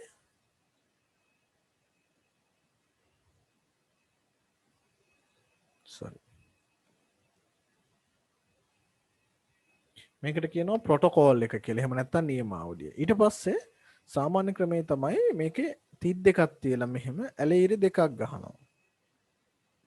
හරි. ඒ කියන්නේ පුතේ මේක හැදුව කෙනා හිතුවේ තව මෙන්න මේ ඇලීරි අස්සට මොනවා හරි දාන්න වෙයි කියලා ඔය අනිකුත් සේවා හඳුන්වලා දෙන වෙලාවෙදී. නමුත් එහෙම කරන්න උනේ නැහැ. අදටත් ඉතින් අර මුලින් දාපු එක හින්දා මේක දාන්න වෙනවා. ඊට පස්සේ මේ www එක සමහර වෙලාවල අද අපි මේ වෙබ් ලිපින දාද්දි මේ www එක දාන්නේ නැහැ හුඟක් වෙලාවට. World Wide Web එහෙම නැත්නම් වෙබ් සේවාව කියලා හඳුන්වන්න තමයි ඒ කාලේ මේක දැම්මේ. වෙබ් නොවන සේවාවන් යද්දි මේක අයින් කරලා වෙන එක දාන්න පුළුවන් වෙන විදිහට හැදුවේ. අද ගොඩක් වෙලාවට වෙබ් සේවාවලදී මේ www එක අත්‍යවශ්‍යත් නැහැ. ඊට පස්සේ තමයි domain name එක එන්නේ. මෙන්න මේකේ අගට තව එනවා LK හරි IN හරි මොකක් හරි තව top level එහෙම නැත්නම් උපරි වසම කියලා කොන කොටසකුත් අවසානට එනවා. එතනින් පස්සේ හම්බෙන ඇලයිරේ මේ ඇලයිරෙන් පස්සේ තියෙන කොටස මොකක් හරි ෆයිල් එකක් තියෙන පාත් එක. අපි ඒකට කියනවා ෆයිල් පාත් එක කියලා. ඊට පස්සේ අවසානට තියෙනවා ෆයිල් එක. ෆයිල් එක මොකක්ද කියලා. පුතේ මේ දක්වා තියෙන කොටස දැන් මේ ටික ඔක්කොම සර්වර් එකනේ. මෙතනින් තමයි ඩොමේන් එකෙන් තමයි අර පරිගණකය අඳුනගන්නේ. ඊට පස්සේ මේ ඇලයිරෙන් පස්සේ තියෙන කොටස අපේ කම්පියුටර් එකෙත් අපිට දකින්න තියෙනවා. දැන් ඔයා බැලුවොත් එහෙම ඔය කම්පියුටර් එකේ ඒකෙත් අපිට මෙහෙම දකින්න තියෙනවා මේ අපේ දැන් ඕපන් වෙනකොට මේ ඩිරෙක්ටරි එක අපි මොනවා හරි එකකට ගියයි කියලා හිතන්නකෝ. හරි. දැන් මම යන්නම්කො මේ වෙබ් කියලා ෆයිල් එකක් තියෙනවා. ඒක ඇතුලේ මෙන්න මේක තමයි මගේ ෆයිල් එක. එතකොට මේක මම බලද්දි මෙන්න මේ උඩ මෙතන ක්ලික් කරොත් එහෙම ඔයාලට පේනවද මේකේ තියෙනවා මෙන්න මෙහෙම ඇලයිරි දදා හදපු ටිකක්. එතකොට එහෙම නැත්තම් මම මෙන්න මේ ෆයිල් එකේ ෆයිල් පාත් එක. ඒ කියන්නේ මේ ෆයිල් එකේ පිහිටීම අදාළ සේවා පරිගණකය තුල ෆයිල් එකේ පිහිටීම තමයි ඕකේ අදහස් වෙන්නේ. මම මෙතන ප්‍රොපර්ටිස් ගිහිල්ලා බැලුවොත් එහෙම මෙන්න මේකේ ඩීටේල්ස් ගත්තාම මේ ෆයිල් පාත් එක කියලා පෙන්නනවා. ටිකක් පේනවා අඩුයි නේද? ඒ ෆයිල් එකේ පිහිටීම. ඒ කියන්නේ ගොනු ටිකයි අදාළ ගොනුවේ නම දක්වාම තියෙන පිහිටීම. හරි? එතකොට මම දැන් මගේ මේ පරිගණකයේ දාලා තියෙනවා සර්වර් එකක්. හැබැයි මම මේ වෙලාවේ සර්වර් එක ඔන් කරලා නැහැ. සර්වර් එක ඔන් කරා නම් මට ඔයාලට පෙන්වන්න තිබුණා මේක. හරියටම ගොනුව. නමුත් අපිට දැන් මේ මගේ තියෙන මෙව එකත් එක්කලා ෆැසිලිටි මදි. එහෙම වුණොත් එහෙම හිර වෙනවා මැෂින් එක. රයිට්. ඒක ඕනේ ඒක නිසා අපි මෙතනින් එහාට එක කතා කරගෙන යමු. මෙන්න මේක මතක තියෙන්න ඕන දෙයක්. හරි. ඕන දැන් ඔක මම දවස් දෙකක් විතර වගේම කියලා දුන්නා. අපි එහෙමනම් ෆයිල් එකක නම හරියට මතක තියාගමු. ඊට පස්සේ කොහොමද මේ ෆයිල් එකේ මේ සෝරි ඩොමේන් නේම් එක කොටස් ටික මතක තියාගමු. ඊළඟට ඩොමේන් නේම් එකක් සේවා පරිගණකයකටයි අපිටයි සම්බන්ධ කරන්නේ කොහොමද කියන එක අපි දැනගෙන තියෙන්න ඕන. ඒකට DNS එකක් තියෙනවා. DNS එක හරියට ස්ථානයයි නමයි සම්බන්ධ කරන කෙනෙක්. මෙයා තමයි ඩොමේන් එකයි ඩොමේන් නේම් එකයි ඒකට අදාළ පරිගණකයේ IP එකයි හොයලා දෙන වගුවක් මෙයා ගාව තියෙන්නේ. එතකොට ක්ලයන්ට් කෙනෙක් ඉන්නවා. මේකත් තියෙන අන්තර්ජාලයේම තමයි පුතේ DNS එකක් තියෙන සර්වර් එකක් තියෙන අන්තර්ජාලයේම තමයි හැබැයි. මෙතන සර්වර් එකක් තියෙනවා. නම්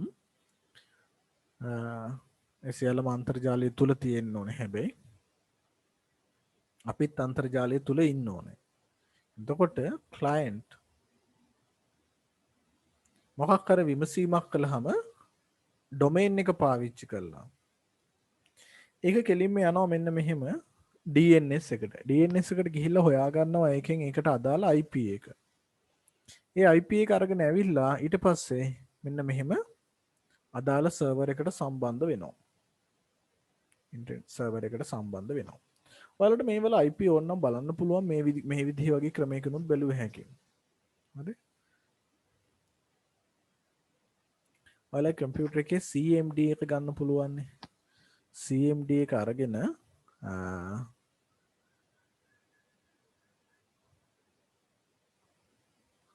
එතකොට මෙන්න මෙහෙම එකක් එනවා. හරි? CMD එක ගත්තාම මේකේ ගහන්න ඕනේ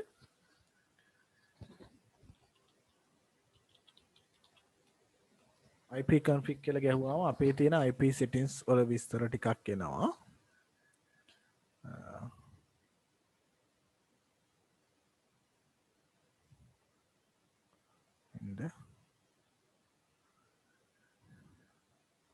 ඒක නම් අත්‍යවශ්‍යත් නැහැ IP config ගහන එක. ඉන්ටර්නෙට් කනෙක්ට් ද කියලා බලන්න තමයි මේ ගහන්නේ. දැන් කනෙක්ට් වෙලා තියෙද්දිනේ මේ අපි හොයන්න හදන්නේ. ඒක නිසා මේ ගැටලුවක් නැහැ නේ. මෙතන ඔයාලා වෙබ් අඩවියක් ගහන්න පුතේ නමක් මෙහෙම pin කියලා ගහන්න. pin PING කියලා ගහලා අපි වෙබ් අඩවියක නමක් ගැහුවොත් එහෙම දැන් උදාහරණයක් විදිහට ලේසි එකක් ගහමු. www.nlb.lk වගේ නිකන් ගහමු තියෙන වෙබ් අඩවිය.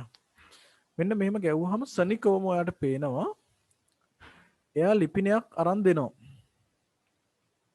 හරි. ඒ කියන්නේ මෙයා මේ වෙබ් අඩවියේ තියෙන පුතේ 67යි 222යි 211යි 111 කියන වෙබ් අඩවි මේ සර්වර් එකේ තියෙන්නේ. දැන් තව මම උදාහරණයක් පෙන්නන්නම්. මම pin කියලා ගහනවා pin www.nie.lk. එතකොට මෙන්න මෙහෙම ලිපිනයක් එයා මට අරන් දෙනවා. ඒ කියන්නේ ඒකෙදි මෙන්න මේක 222යි 150 නේද 65යි 80යි 150. එතකොට අපි ඇත්තටම ගත්තොත් පුතේ මේක තමයි දැන් යන්නේ අපේ අන්තර්ජාලයට යද්දී අපේ අන්තර්ජාලය භාවිතා කරන වෙලාවකදී ඔයක තමයි ඇත්තටම ලිපිනේ වෙන්නේ. අපිට බාහිරින් පේන්නේ නැතුව යන එක වෙන්නේ.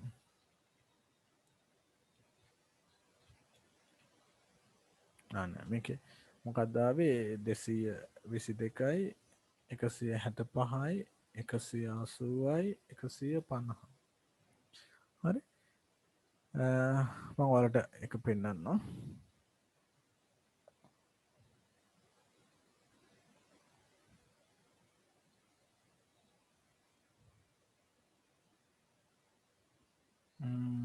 මේක පේන්නේ නේද?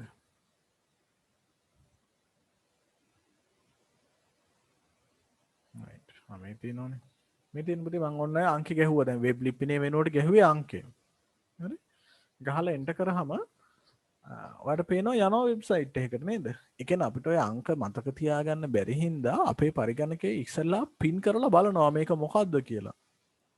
ඒ තියෙන දැන් මම ලිපිනයක් දුන්නාම මේ ලිපිනයට අදාළ IP එක හොයාගෙන එයා ඊට පස්සේ IP එකට ඩිරෙක්ට් යන ගමන් කරනවා. ඒක තමයි මම අර ඔයාලට රූප සටහනේ පෙන්වන්නේ. අවස්ථා දෙකක් විදිහට ඉස්සල්ලාම මෙයා මෙන්න මේ පළවෙනි වටේදී පින් කරලා අපේ කම්පියුටර් එකේ ඉල්ල ගන්නවා IP එක. මේක අපිට පේන්නේ නැහැ සනිකව ආවනේ දැක්කනේ. ටක් ගාලා එනවා මේ DNS එකෙන්.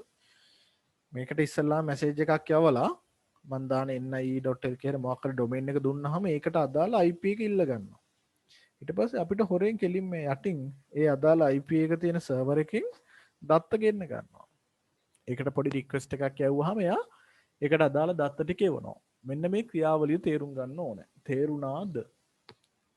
ඒ මොනොත් අපිට වෙබ් කොටස ඉවර කරලා ඉස්සරහට යන්න පුළුවන්.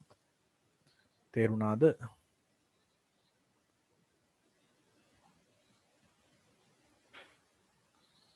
ඔව් right. ඒකේ මොනවා හරි ගැටලු තියෙනවා නම් ඔන්න විසඳ ගන්න ඕනේ. එතකොට මේවා අපිට how DNS work කියලා ගියොත් අපේ පොතේ තියෙන රූප සටහනක් දීලා මේක වැඩ කරන හැටි ගැන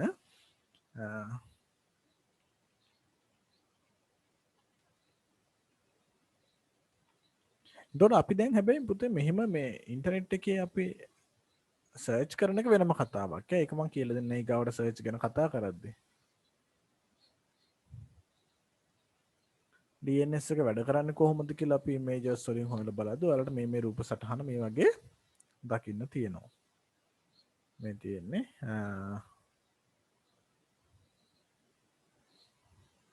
ඔය විදිහට දකින්න තියෙනවා. කොහොමද DNS එක වැඩ කරන්නේ කියලා අර මම කියපු විදිහට තමයි අපි domain එක ගැහුවාම මේකෙන් IP එක හම්බ වෙනවා. ඊට පස්සේ අපිට IP එක පෙන්වන්නේ නැතුව එයා domain එක පෙන්වන ගමන් server එකෙන් දත්ත ලබා ගන්නවා. ඒකයි වේටම කරගන්නවා අපිට ලොක් කරදරයක් දෙන්නේ නැතුව. එහෙම හොයාගන්න බැරි වුණොත් ඔන්න කියන වෙලාවලුත් වෙනවා ඒකට not can't reachable හරි මොකක් හරි කියනවා එහෙම එකක් නැහැ IP එකක් නැහැ ඔය වගේ දේවල් කියනවා. right. ඊට පස්සේ අපි අන්තර්ජාලයේදී භාවිතා කරනවා පුතේ තව සේවාවක් ඒක මේ ගොඩාක් වෙලාවට වෙබ් එකල තමයි බද්ධ වෙලා තියෙන්නේ. දැන් මේකේ මේ කොටසින් අපි නවත්තලා තිනවා මම හිතන්නේ ඊගාවට අපි ලියා ගන්නවා නම් ලියා ගන්න ඕනේ. එතනින් එහා ටික ඔයාලා බලන්න අර වෙබ් ලිපින එක කොටස් ටිකෙන් පස්සේ මෙන්න මෙතන අන්තර්ජාලයේ ඊළඟට ජනප්‍රිය සේවාවක් මේ වෙබ් එකම යද්දී සෙවුම් යන්ත්‍ර කියලා අපි හොයන එක.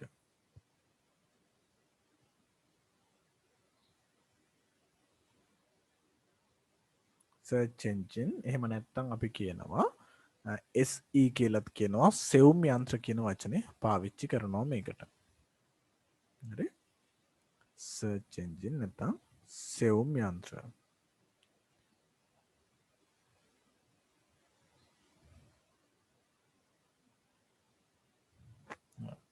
සෙවුම් යන්ත්‍ර කිව්වහම අපිට ඉස්සෙල්ලාම මතක් වෙන්නේ Google විතරයි. ඔන්න මාතෘකාව පොඩ්ඩක් ඕනනම් දාගන්න පුළුවන්. නිකන් පොඩි සටහනක් දාගන්න පුතේ වෙනම පොතක හරි කොලයක හරි කමක් නැහැ. මම අර නෝට් එකත් ඔයාලට එවන්නම්. ඒක සමහර මම මේ කියන පිළිවෙලටම නෙමෙයි තියෙන්න වෙන්න පුළුවන් ඈ.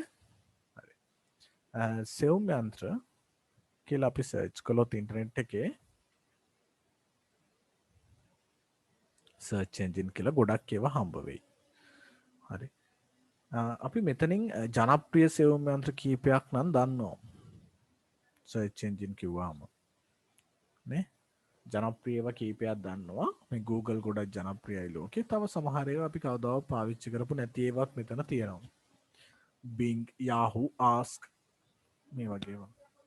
මේ කියන්නේ පුතේ මේ වෙබ් එකේ තියෙන සියලුම වෙබ් අඩවිවල සියලුම කියන්න බෑ හැබැයි අපිට මොකද අන්තර්ජාලයේ තියෙන දේවල් වලින් ඉතා සුළු ප්‍රමාණයක් තමයි අපි භාවිතා කරන්නේ. ඇත්තම කතාව නම් ඔයාලට කොච්චර ඕන දෙයක් හොයන්න පුළුවන් තමයි අන්තර්ජාලය. නමුත් අන්තර්ජාලයේ තියෙන වලින් අපි ඉතාම සුළු ප්‍රමාණයක් භාවිතා කරන්නේ.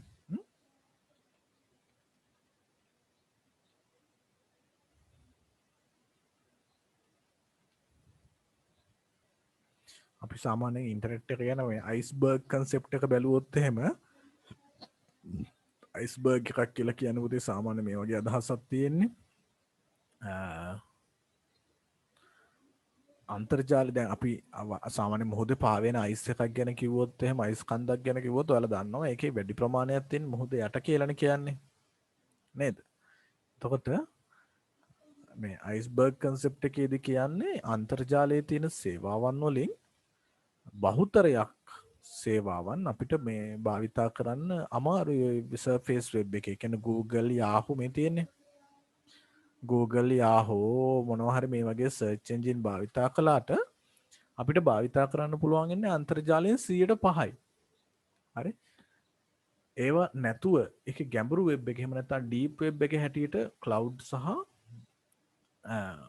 ඩාර්ක් වෙබ් කියලා තව තියෙනවා හිඩන් මාකට් ඔය ඇනොනිමස් වැඩ හැකර්ස්ලා කරන ඒවා ඩ්‍රග්ස් ඔය වගේ තියෙන ගොඩක් වට කියනවා ට්‍රෝ බ්‍රවුසර් කියලා වෙනම බ්‍රවුසර් જાති තියෙනවා නමුත් ඒවා පාවිච්චි කරන්න යන්න එපා මොකද ඒවා පාවිච්චි කරන අය ගැන වෙනම අන්තර්ජාලයේ ඉන්නවා පොලිසිය එකක් රටවල් කීපයකින් හැදිච්ච පොලිසියක් තියෙනවා ඒ පොලිසිය හැමතිස්සෙම අවධානයෙන් ඉන්නේ කවුද මේවා පාවිච්චි කරන්න කියන එක ගැන හරි ඒවා පාවිච්චි කරන්න නම් වෙනම ඒ ගැන හොඳ අවබෝධයක් ඇතුව කරන්න ඕන ආවට ගියාට කරලා නිකන් වලි කඩා ගන්නවා කියන්නේ දෝනන් වගේ එහෙම කරගන්න යන්න එපා මේ අනික ඒව පාවිච්චි කරන්න ඉතින් වැඩක් කියන්නේ මේ ලෝකේ සාමාන්‍ය දේවල් කරන මිනිස්සුන්ට මේව ඕන වෙන්නේ නැහැ අනවශ්‍ය වැඩ කරන මිනිස්සුන්ට තමයි ඩාර්ක් වෙබ් කියන පැත්තට යන්න ඕන වෙන්නේ එතකොට ඒවා සහ ඩීප් වෙබ් කියන කොටස තමයි මේ අන්තර්ජාලයේ වෙබ් කියන සේවාවන් සහ වෙබ් එකට අදාළව තියෙන සේවාවන් වලින් වැඩිපුරම තියෙන්නේ. හරි? එතකොට සාමාන්‍යයෙන් ඩාර්ක් වෙබ් වල ඔය ගොඩක් මද්ද්‍රව්‍ය දේවල් ආයුධ වගේ දේවල් තමයි වෙළඳාම් සිද්ධ වෙන්නේ. ඩීප් වෙබ් එකේදී අපේ ගොඩක් ඔය ක්ලවුඩ් එකේම අපි දැන් Google account වලට අපි ෆොටෝස් දානවා එහෙම දානවනේ අපේ පර්සනල් දේවල්. හැබැයි ඒවා Google search කරාට කවදාවත් හම්බ වෙන්නේ නැහනේ. ඔය දැන් මම ඔයාගේ නම ගහලා Google එකේ search කරා කියලා ඔයාගේ ෆොටෝස් මට හම්බ වෙන්නේ නැහැ. හරි? නමුත් දැන් මම මගේ Google එකේදී එහෙම search කළොත් එහෙම මට මගේව හම්බ වෙනවා. ඒක ඩීප් වෙබ් එකේ තියෙන එක හැමෝටම බලන්න බෑ. සර්ෆේස් වෙබ් එක තමයි අපි මේ සර්ච් එන්ජින් එක කියන විකිපීඩියා යාහූ ඔය වගේ ඒවා Google ඒවා පාවිච්චි කරලා සර්ච් කරන්නේ මේ මතු පිට තියෙන කියන්නේ මේ මුළු අන්තර්ජාලයේ තියෙන දේවල් වලින්ම 105යි. හරි? අන්න ඒවත් 105ම හම්බ වෙන්නේ නැහැ පුතේ. ඒ කියන්නේ දැන් මම වෙබ් අඩවියකට මොනවා හරි විස්තර දාලා ඒ වෙබ් අඩවියට දානවා අපි කියනවා මෙටා ටැග්ස් කියලා. මෙටා ටැග්ස් විදිහට දාන්න ඕනේ. මේකට අදාළ විස්තරය කන්ටෙන්ට් එක මේ කියන්නේ SEO මෙටා ටැග් කියලා කියන්නේ. search engine optimize කියන එක තමයි SEO කියලා කියන්නේ. search engine optimize meta tags. එතකොට ආන් එහෙම අපි දාන meta tag වල තියෙන විස්තර බලලා තමයි search engine එකකට පුළුවන් වෙන්නේ අපිට අදාළ අන්තර්ගතයක් තියෙන වෙබ් අඩවි වල ලිපින හොයා දෙන්න. එතකොට මේක වෙනම විශේෂ රොබෝ තාක්ෂණයක් තියෙන කෙනෙක් අපි කියන කෘත්‍රිම බුද්ධි තාක්ෂණයක් තියෙන පරිගණක භාවිතා කරලා වෙබ් එක ඇතුළෙම ක්‍රියාත්මක වෙන වෙබ් එකේ තියෙන සේවාවන් හොයලා දෙන්න පුළුවන් විදිහට හදපු උපසේවාවක් විදිහට තමයි අපිට ගන්න පුළුවන් වෙන්නේ. right සෙවුම් යන්ත්‍ර කියන තැන ඔයාලට ලියා ගන්න පුළුවන් මේ විදිහට සෙවුම් යන්ත්‍ර නැත්නම් search engine වෙබ් සේවාව තුල ඇති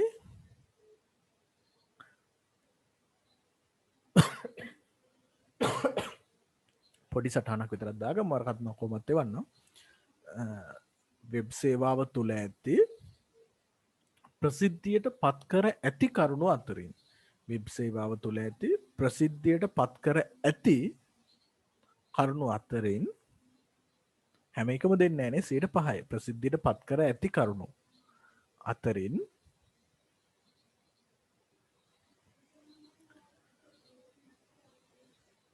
යම් සෙවුමකට අදාළ ප්‍රතිඵල ලබා දිය හැකි යම් සෙවීමකට එහෙම නැත්නම් පිරික්සීමකට අදාළ යම් සෙවීමකට අදාළ ප්‍රතිඵල ලබා දිය හැකි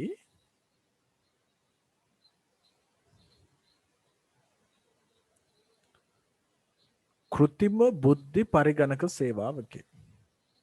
කෘත්‍රිම බුද්ධි වෙබ් සේවාවකි. කෘත්‍රිම බුද්ධි වෙබ් සේවාවකි.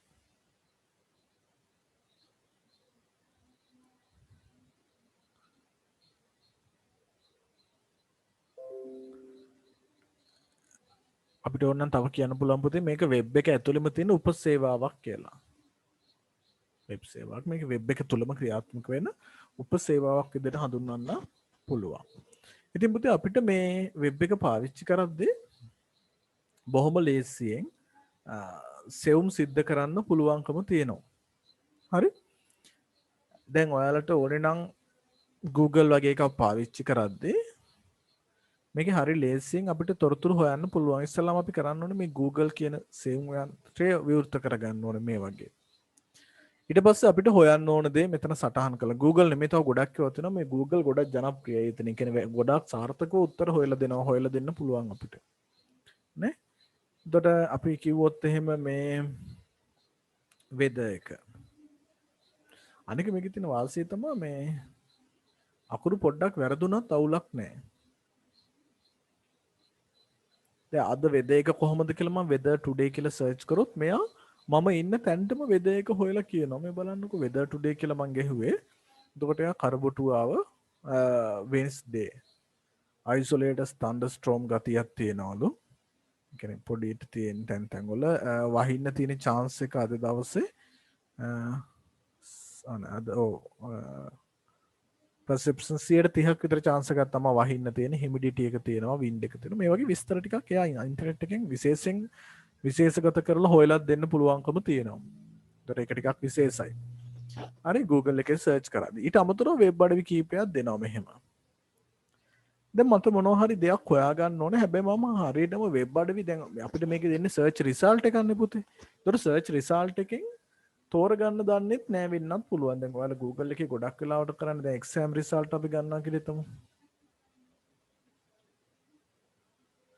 නම් මෙහෙම එක්සෑම් රිසල්ට් කියලා ගැහුවාම මෙයා දෙනවා මට වෙබ් අඩවි තියෙන මේ www කැලේ තියෙන අපි මේකට කියන URL එක කියලා දැන් දන්නවනේ මේ කළු පාටෙන් තියෙන්නේ. අන්න ඒවා තියෙන ලිකු ලිස්ට් එකක් දෙනවා. ඒ කියන්නේ මේ තියෙනවා මේ news vire.lk තියෙනවා adaderana.lk තියෙනවා ඔහොම gasset.lk daily news මෙහෙම එක එක ඒවල දැන් මේ හැම එකෙම රිසල්ට් නැහැනේ. ඇත්තටම රිසල්ට් තියෙන්නේ මේ donets.lk කියන එකේ. නමුත් මම ඒක දන්නේ නැහැ කියලා හිතමුකෝ. මම දන්නේ නැහැ ඇත්තටම donets එකේද මේ රිසල්ට් තියෙන්නේ කියලා. මම හරියටම දන්නේ නැහැ මට නමුත් එක්සෑම් රිසල්ට් හොයන්න ඕනේ. ඉතින් මේ Google වගේ වපුතේ ටිකක් ඒවට වැඩිපුර දියුණු කරලා තියෙනවා. අපි ඒවට කියනවා ඔප්ටිමයිස් කරලා තියෙනවා හොඳට. දැන් මම මෙහෙම එක්සෑම් රිසල්ට් කියලා දාලා. හරි? සර්ච් කරන්නේ නැතුව එක්සෑම් රිසල්ට් කියන වචනේ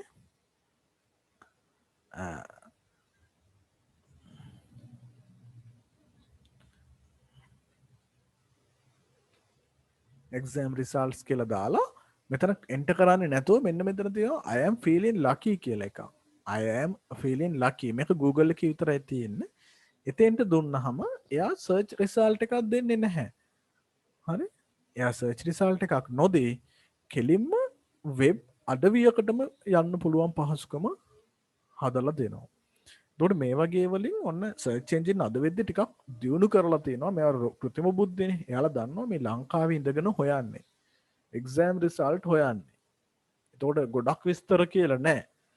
දැන් මම කියලා තියෙන normal exam result. එතකොට බහුතරයක් දෙනා ලංකාවේ exam result හොයන්නේ විභාග දෙපාර්තමේන්තුවේ.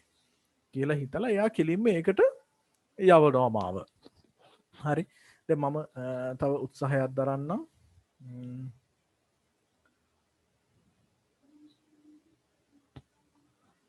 අපි යන් ආයි පාරක් Google එකට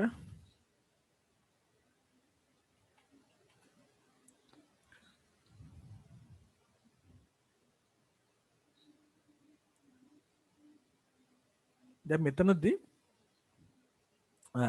මම ටිකක් වෙනස් විදිහට උත්සාහයක් කරනවා. මට ඕන නම් මේ මයික් එකෙන් කතා කරලා මොන හරි ටයිප් කරන්නත් පුළුවන්. මට සිංහලෙන් මොන හරි හොයන්න ඕන නම් මෙතන සිංහල තෝරන්නත් පුළුවන්. යට තියෙනවනේ සිංහල කියලා. ඊට පස්සේ හැබැයි සිංහලෙන් ටයිප් කරන්න ඕනේ. ඉංග්‍රීසියෙන් ගෙවුවොත් හැබැයි සිංහල ඒවා එනවා. එතකොටත් දැන් එතකොටත් අපි ඔන්න වෙදර් කියලා ගහලා බලමු. වෙදර් ටුඩේ කියලා. අතනේ සිංහල තෝරලා එතකොට මෙයා සිංහලින් දෙනවා අර කලින් එකම. කලින් මට ඉංග්‍රීසියෙන් මේක ආවේ. උෂ්ණත්වය වර්ෂාපතනේ නේද?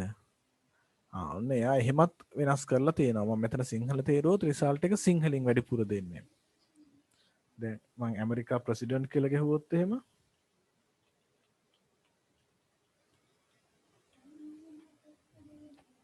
ඇමරිකා ප්‍රෙසිඩන්ට් කියලා ගැහුවොත් දැන් මෙයා රිසල්ට් එක සිංහලින් දෙන්නේ පුතේ මේ. ජෝ බයිඩන් කියලා. හැබැයි අපි අතන Google එකේදී ඉංග්‍රීසි වල හිටියොත් රිසල්ට් එක අපිට ඉංග්‍රීසියෙන් හම්බෙන්නේ.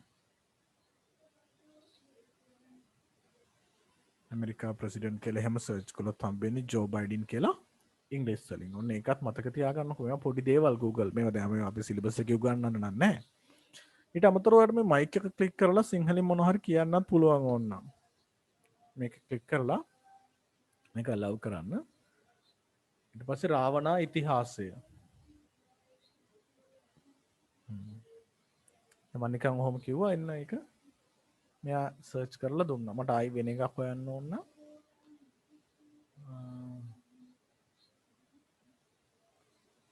පොළොන්නරුව රාජධානිය. දොඩ පොළොන්නරුව රාජධානිය ගැන රිසල්ට් හොයලා දෙන්න දක්ෂ වෙනවා. දැන් මේකේ වෙබ් අඩවි මෙහෙම හොයලා දෙනවා මෙයා. අපිට මේවල මේ ලින්ක් එක උඩ තියෙනවා. මේවා ක්ලික් කරලා ඒක බලන්න පුළුවන් ඊට පස්සේ නේද? දැන් ටයිප් කරන්න ඕනේ නැහැ. කෙලින්ම කටහඬින් උනත් මේ වැඩේ කරගන්න පුළුවන් තත්ත්වෙට හදලා තියෙනවා. ඒවත් වෙබ් අඩවිම තමයි හොයලා දෙන්නේ. ඊට අමතරව පුතේ අපි ගත්තොත් එහෙම Yahoo කියලා තව වෙබ් සේවාවක් තියෙනවා සර්ච් රිසල්ට් අරන් දෙන Google ඊළඟට Bing මේවා එච්චර ජනප්‍රිය නැහැ අපි වැඩි පාවිච්චි කරන්නේ නැහැ. Bing කියන එක මේක Microsoft එකෙන් මේ හදලා තියෙන Bing කියන search engine එක. නමුත් මේක අර වගේ ගොඩක් හොඳට උත්තර දෙන්නේ නැහැ. today weather කියලා අපි අහුවා.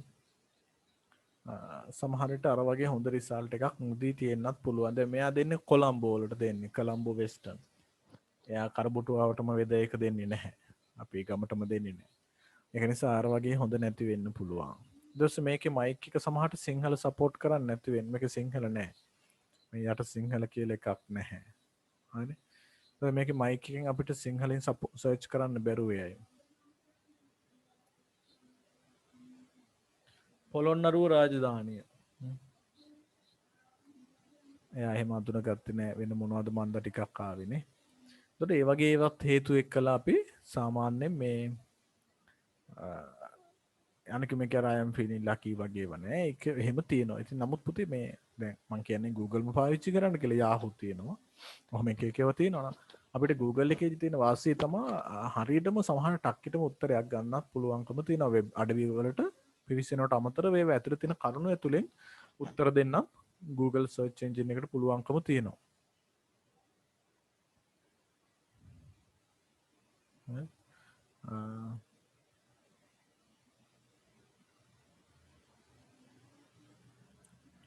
ඒවා ටිකක් විශේෂයි.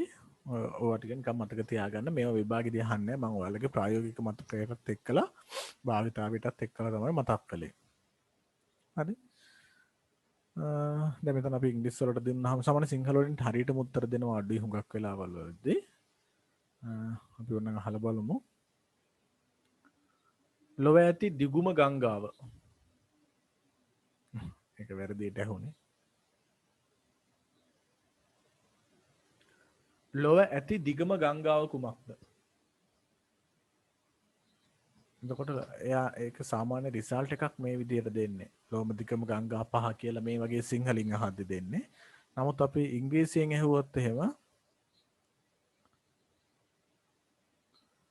longest river in the world.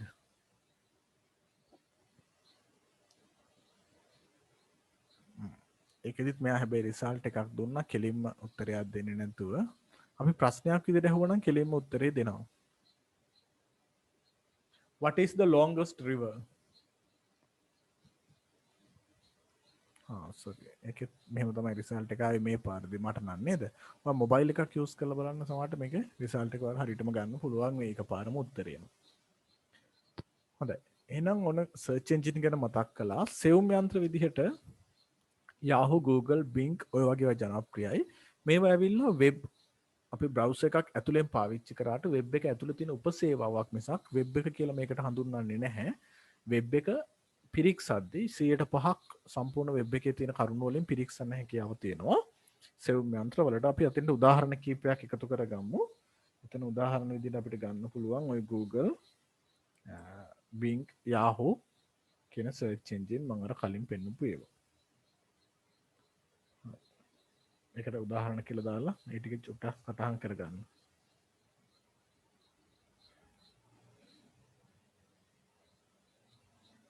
සෙවුම් යන්ත්‍ර ගැන ලියාගත්තු තැන. Google, Bing, Yahoo. අනිත් ටික මතක තියාගන්න කියලා දීපු ටික. හරි?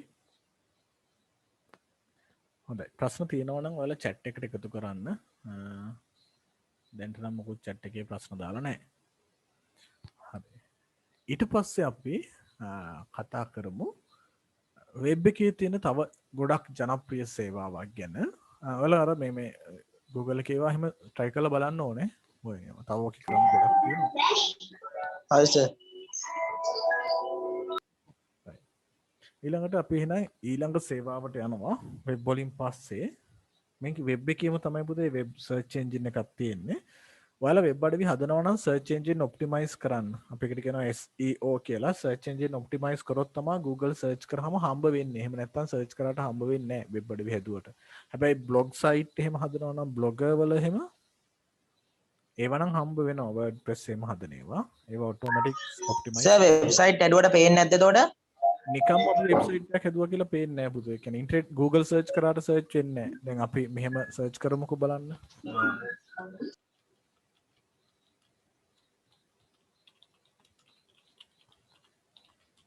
එහෙම කන්නංගර ස්කූල් හුණුමුල්ල කියලා ගැහුවාම මෙයා ඉස්සලාම Facebook ඒවා ටිකක් පෙන්වන්නේ. අපේ ඉස්කෝලේ වෙබ්සයිට් එක පෙන්වන්නේ මේ බොහොම පහලින් පෙන්වන්නේ. ඒත් එකක් තියෙනවා මෙතන කන්නංගර සෙන්ට්‍රල් කොලෙජ් හුණුමුල්ල එහෙමයි කියලා. මේකෙත් මේ අවුලක් තියෙනවා මේ දවස්වල. පේන්නේ නැහැ. sorry.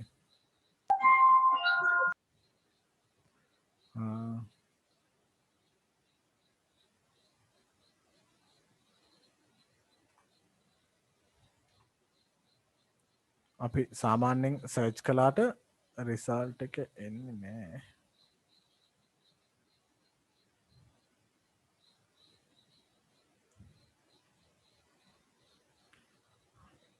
ආවේ නෑනේ. දැන් ඒ සර්ච් එන්ජින් වලට ඔප්ටිමයිස් කරේ නැත්නම් KCCH කියලා මම නිකන් ගැහුවා. එහෙම ගැහුවා කියලා මෙතන එන්නේ නෑ ඔය. මොකද මම Microsoft එකේ KCCH කියලා ඔප්ටිමයිස් කරලා නැහැ. ඒක නිසා ඒක රිසල්ට් එකට එන්නේ නැහැ. හැබැයි Google එකේදී එන්න පුළුවන්. මම Google එකේ search engine optimize කරලා තියෙනවා. KCCH කියන එක. එතකොට එනවා දෙවෙනි රිසල්ට් එක මේ කන්නංගර සෙන්ට්‍රල් කොලෙජ් එහෙම කියලා KCCH ගැහුවාම. මොකද ඒකේ මෙතන වෙබ්සයිට් එකේ හැටියට අපි දාලා තියෙනවා KCCH එක කන්නංගර එකේ. ඒක නිසා එයා ඒක හොයලා දෙනවා. හැබැයි මේක දැනන් ඉන්නේ නැහැ. Microsoft එක දන්නේ නැහැ. ඒ කියන්නේ search engine optimize කරේ නැත්තම් search engine එකට අපි කිව්වේ නැත්තම් මේ කරුණු search කළොත් මගේ වෙබ් අඩවියේ තියෙනවා කියලා එයා ඒව පෙන්වන්නේ නැහැ. ඒතර Google එකේ Bing එකේ Yahoo එකේ හැම එකේම දාන්න තිබ්බා හරිනම්. එහෙම මම දැම්මේ නැති නිසා තමයි අපේ එක Google එකේ විතරක් search වෙන්නේ. හරි. හරි. දැන් අපි මෙතනම බලමු ඕන්න මේ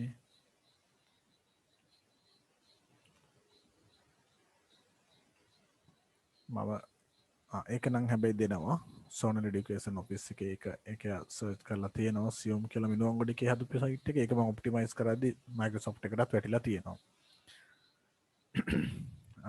right. ඊළඟට අපි යන් ඊගව සේවාව කතා කරන්න.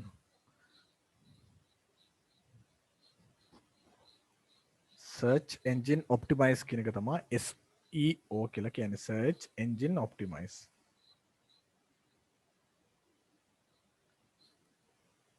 ඔප්ටිමයිස් කරනවා සුසර කරනවා කියන හරි. ඊළඟට පුතේ අපි අන්තර්ජාලයේ භාවිතා කරන සේවාවන් වලින් අද විද්දි නම් ගොඩක් ඒවා තියෙනවා තමයි ජනප්‍රිය සේවාවන්.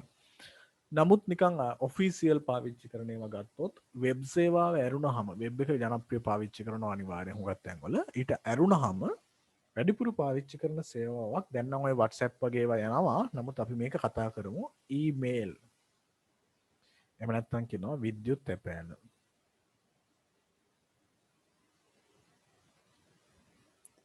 විද්‍යුත් තැපෑල මාතෘකාව දා ගන්න පුළුවන්. විද්‍යුත් තැපෑල ඉක්මනින් කතා කරන එක අමාරු නැහැ.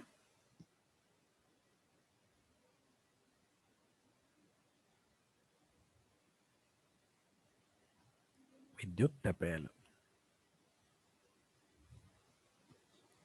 හරි.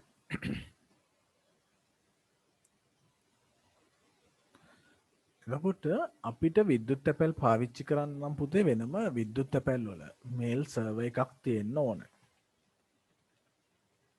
ඉතින් මේල් සර්වර්ස් හදන්න අපිට බෑ. මොකද ඒවා ටිකක් මිල අධිකයි. හැමතිස්සෙම ක්‍රියාත්මක වෙන්න ඕන මේල් සර්වර්ස්. අර වෙබ් සර්වර් වගේම තමයි මේල් සර්වර් කියන ඒවා.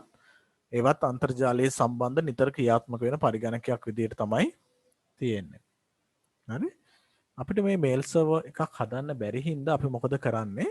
ඉන්ටර්නෙට් එකේ මේ වෙද්දි මේල් සර්වර් තියාගෙන ඉන්න අයගෙන් මේල් සර්වර් එකක් මිලදී ගන්නවා. අරගෙන අපේ ලියුම් ටිකත් ඒකේ දාලා තියෙනවා. එතකොට අපිට පුළුවන් මේල් ගනුදෙනු කරද්දී ඒ ලබාගත් නමත් එක්කලා එක්කෝ අපේ ජංගම දුරකථනයට එහෙම නැත්නම් ලැප්ටොප් එකට, ඩෙස්ක්ටොප් එකට හෝ වෙන්න පුළුවන්.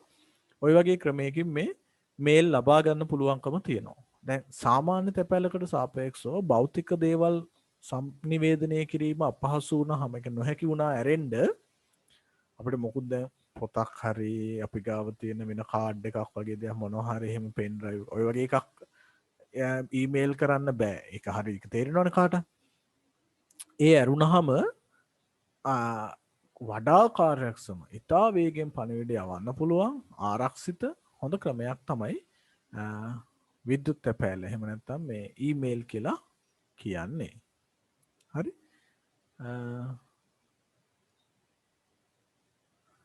අපි උත්සාහ කරලා බලමු ඊමේල් කීපයක් භාවිතා කරන්න මට අමතකයි එක හරියට මට දැන් මේ වෙලාවේ පාවිච්චි කරන්න පුළුවන්ද කියලා අපි මෙන්න මේ විදිහේ ඉමේල් සර්වර්ස් විදිහට පාවිච්චි කරද්දී හුඟක් වෙලාවට ජනප්‍රිය වෙලා විදිහට අපි පාවිච්චි කරන්නේ වෙබ් මේල් කියන ක්‍රම. ඒ කියන්නේ වෙබ් එක හරහා තියෙන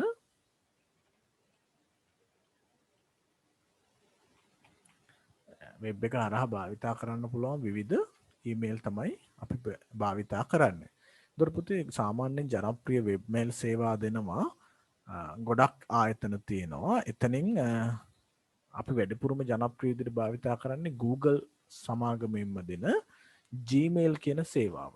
හැබැයි ඊට අමතරව Yahoo එකේ Ymail කියලා එකක් තියෙනවා. තව mail කියලා එකක් තියෙනවා. වෙනම mail.com කියලා දැන් Gmail නැතුව mail.com කියලා අගට දාලා ඔයාලට ඕන mail address එකක් හදාගන්න පුළුවන්. හරි? මේ තියෙන mail.com කියන site එක. එතකොට ඒකේ අපිට වෙනම account එකක් හදලා email වගේ Gmail වගේම email පාවිච්චි කරන්න පුළුවන්. Yahoo එකේ ඉස්සර පුතේ ගොඩක් ඔය Google එන්න කලින් ඇත්තටම මේ email අල්ලලා තිබ්බේ Yahoo. තාමත් Yahoo mail පාවිච්චි කරන අය ඉන්නවා. ඇත්තටම එක පැත්තකදී මේ Yahoo mail එක ආරක්ෂිතයි Google වලට වඩා. මොකද අපේ email එක හදිස්සියේ හරි hack වෙලා හරි මොනවා හරි වෙලා ගැටලුවක් වුණොත් recover කරගන්න පහසුකම. recover කරගැනීමේ පහසුකම Yahooලා දෙනවා. ඒ වුණාට අපිට Google mail එකක් තිබ්බොත් ඒ පහසුකම නැති වුණාට තව සේවාවන් ගොඩාක් ගන්න පුළුවන්කම තියෙනවා. දැන් මෙතන ගියාම මේ Google account එකක් එක්කලා මට මෙන්න මෙහෙම සේවාවන් ගොඩාක් දෙනවා. ඉතින් ඒක නිසා මම Google කියන නැත්නම් Gmail කියන එකක් පාවිච්චි කරනවා මගේ සාමාන්‍ය primary email account එක හැටියට. දැන් මේ අනිත් ඒවත් එක්කලා ගත්තහම කොහොමද මේ ලිපිනේ නැත්නම් email එක මොකද්ද මේක වෙනස් වෙන්නේ කියලා අපි තේරුම් ගමු. හරි? මේ email සේවාව ලබා දෙන්න domain එකක් තියෙන්න ඕන. අපි අර කලින් කතා කරපු domain එකක්. එහෙම නැත්නම් වසම් නාමයක් තියෙන්න ඕන. domain name එකක් තියෙන්න ඕන. මේ වසම් නාමය අපි හිතුවමු දැන් අපේ තියෙන ඉස්කෝල එකක් kcch.lk කියලා එකක් වෙනවා මේ කන්නංගර ඉස්කෝලේ නේ. ඒතර මේ වගේ වසම් නාම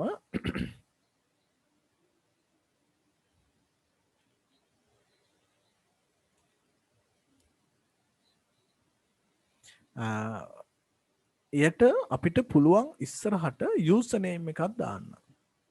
හරි? වසම් නාමයට මුලින් දානවා පරිශීලක නාමය.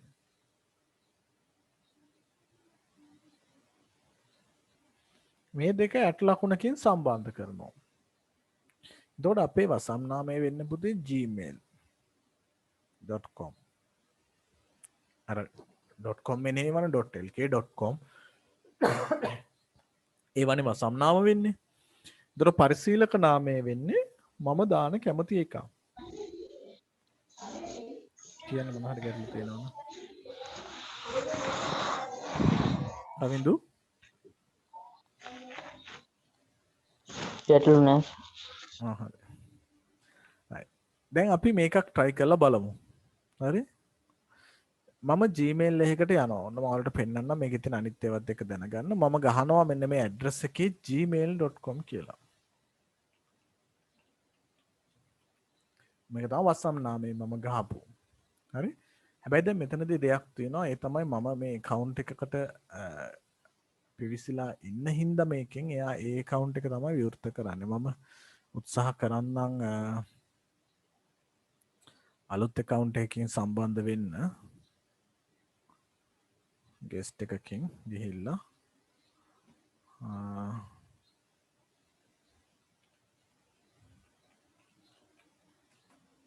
right අඩි ස්ක්‍රීන් එක දෙන්න ඕනේ.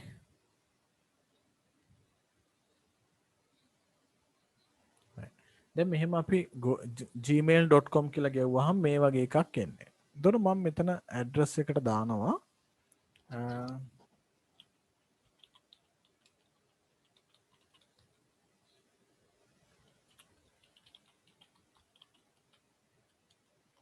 මෙන්න මෙහෙම මගේ තියෙනවා ලිපිනයක් මම ඒක දානවා.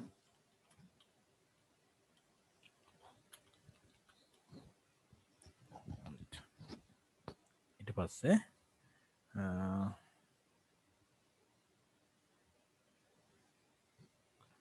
යාමගේ ෆෝන් එකෙන් මේක හරියද මන්ද ලොග් වෙන්නේ කියලා ඇහුවා. අපි එකට කියනවා two factor authentication කියලා. මම ඒක ඔව් කියලා කිව්වා.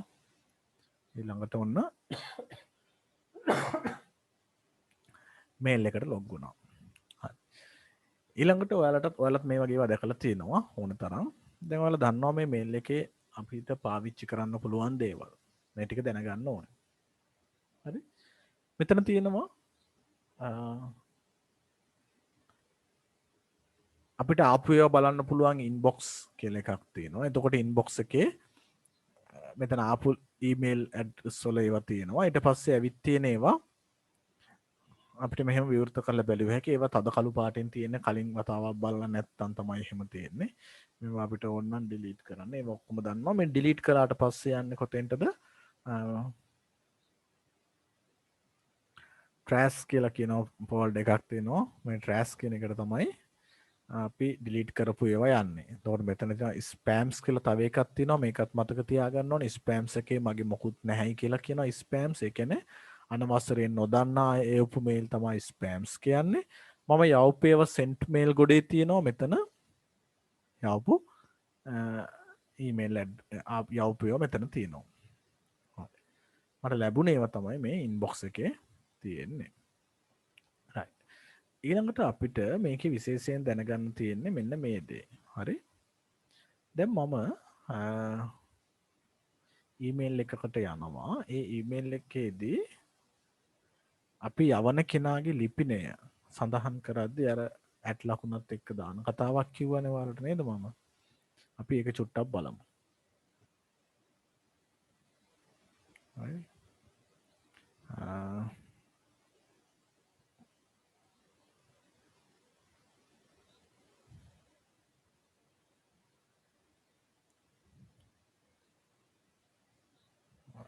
ඔන්න මම ඊමේල් එකකට ආවා.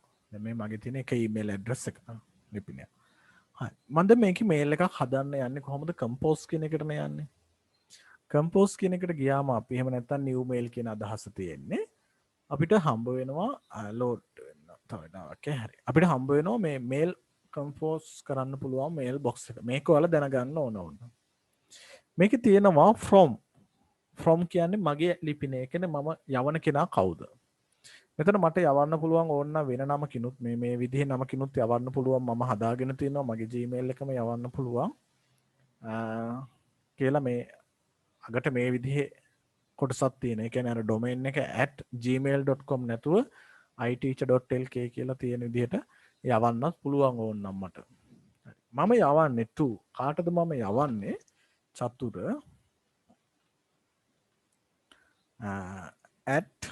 Gmail වලට නෙමෙයි මම යවන්නේ මේකේ. ඒකේ අග කොටස වෙනස්. cilpa.online කියලා තියෙන වසම් නාමයේ කට. ඒ කියන්නේ Gmail නෙමෙයි මේකේ තියෙන්නේ මගේ එකක් තියෙන්නේ silpa.online කියලා. චතුර@cilp.online කියන එකට තමයි මම මේක යවන්නේ. මට ඒකේ කීප දෙනෙකුට යවන්නත් පුළුවන්. ඊට පස්සේ වලට පේනවා මෙන්න මෙතන තියෙනවා පුතේ CC BCC කියලා එකක්. මෙන්න මේකත් අපි දැනගන්න ඕනේ. අපි CC කියන එක ඔන් කළොත් එහෙම අපිට පේනවා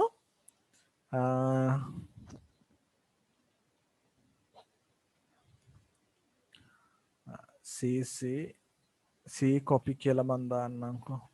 මම යවනවා C copy @අරකටම යවනවා.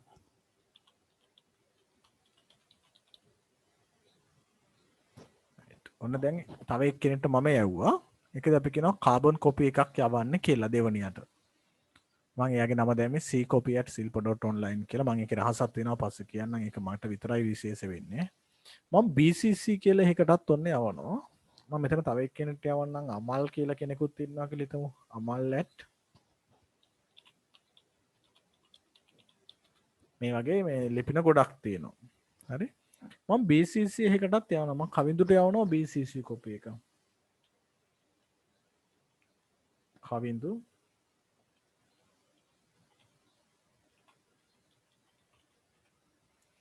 කවිඳුට යවනවා BCC එක.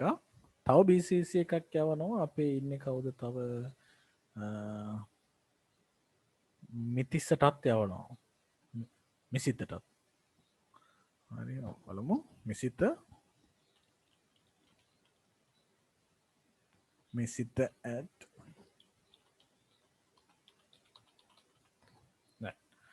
ඉරන් මම මේක ඔන්න දැන් යව්වා CC දෙකක් යව්වා ඔරිජිනල් එකේ වෙ චතුර කියන එක්කෙනාට C කොපි කියලායි අමල් කියලා කෙනෙකුටයි යව්වා CC ඒවා BCC ඒවා යව්වා කවිඳුටයි මිතිසටයි සබ්ජෙක්ට් එකක් දානවා ඊමේල් how work email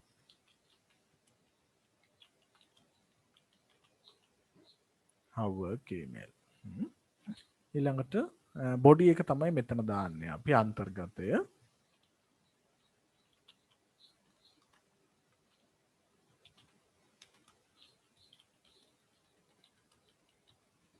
නිකන් මොකක් හරි මම අන්තර්ගතයක් දැම්මේ නිකන් මෙහෙම who can see me කියලා දැම්මා මොකද අපි මේක දැනගන්න ඕන පුතේ දැන් ඉන්නන්න මෙතන පහල ඇටච් කරන්න තියෙන ඒවා ඔයාලා දන්නවනේ නේද මේකෙන් තමයි ෆයිල් කට්ටෙන් තමයි මොනවා හරි ડોකියුමන්ට් එකක් මේකට ඇටච් කරනවා නම් ඇටච් කරන්න පුළුවන් අපි නිකන් ડોකියුමන්ට් එකක් ඔය දාලා දාමු බලන්න හරි කිලෝබයිට් දෙකක පොඩි ડોකියුමන්ට් එකක් තියෙනවා ඔන්න එකත් ඇටච් කළා තව මොනවා හරි තියෙනවා නම් ෆොටෝස් දාන්න ඔය වගේ සයින් කරන්න ඕන පුළුවන් සිග්නේචර් පික්චර් එකක් ඇඩ් කරන්න පුළුවන් මෙහෙම හරි දැන් මම 2 කියලා කෙනෙක් දැම්මා ඊට පස්සේ මේකේ යවන කෙනාට යවන්න CC කියලා කියනවා අපි කාබන් පිටපත් නැත්නම් පිටපත් යවන්න කාබන් පිටපත් යවනවා BCC කියලා කියනවා බ්ලයින්ඩ් එහෙම නැත්නම් අන්ධ කාබන් පිටපත් අන්ධයි කියලා කියන්නේ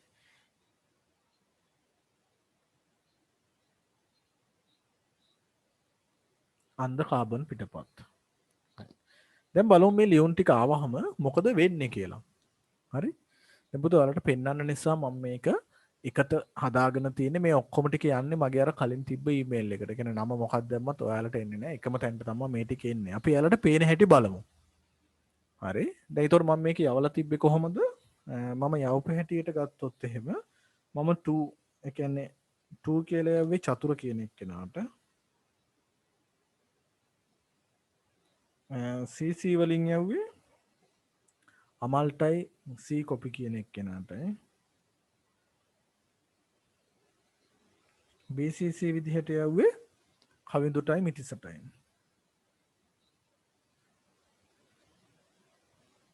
මිසිතටයි නේද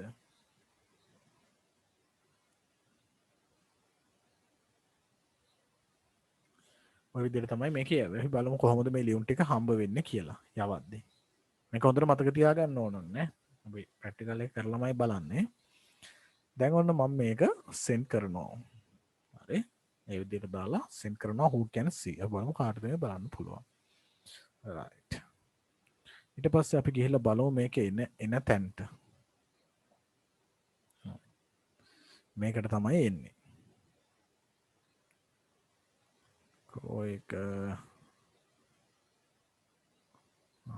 එක නෙමේ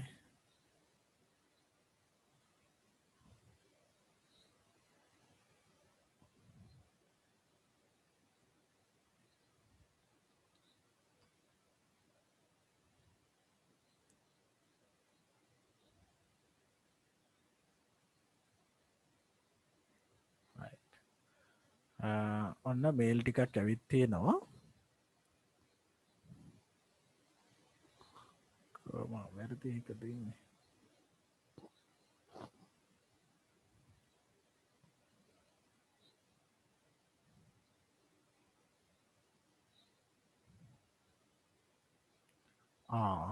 සොරි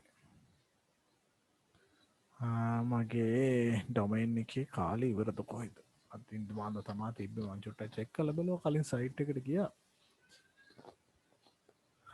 මේල් ටික සෙන්ඩ් වෙලා නැහැ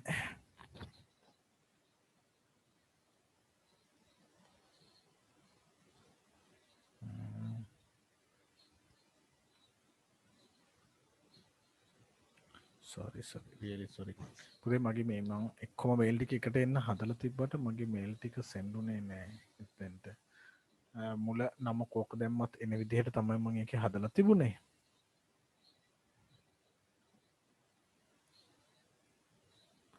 එහෙම තව එකක් නම් තියෙනවා නමුත් ඒක දැන් මේ වෙලාවේ චෙක් කරලා බලන්න බෑ අපි කමන්නේ අපි තියරි එක පොඩ්ඩක් කතා කරමු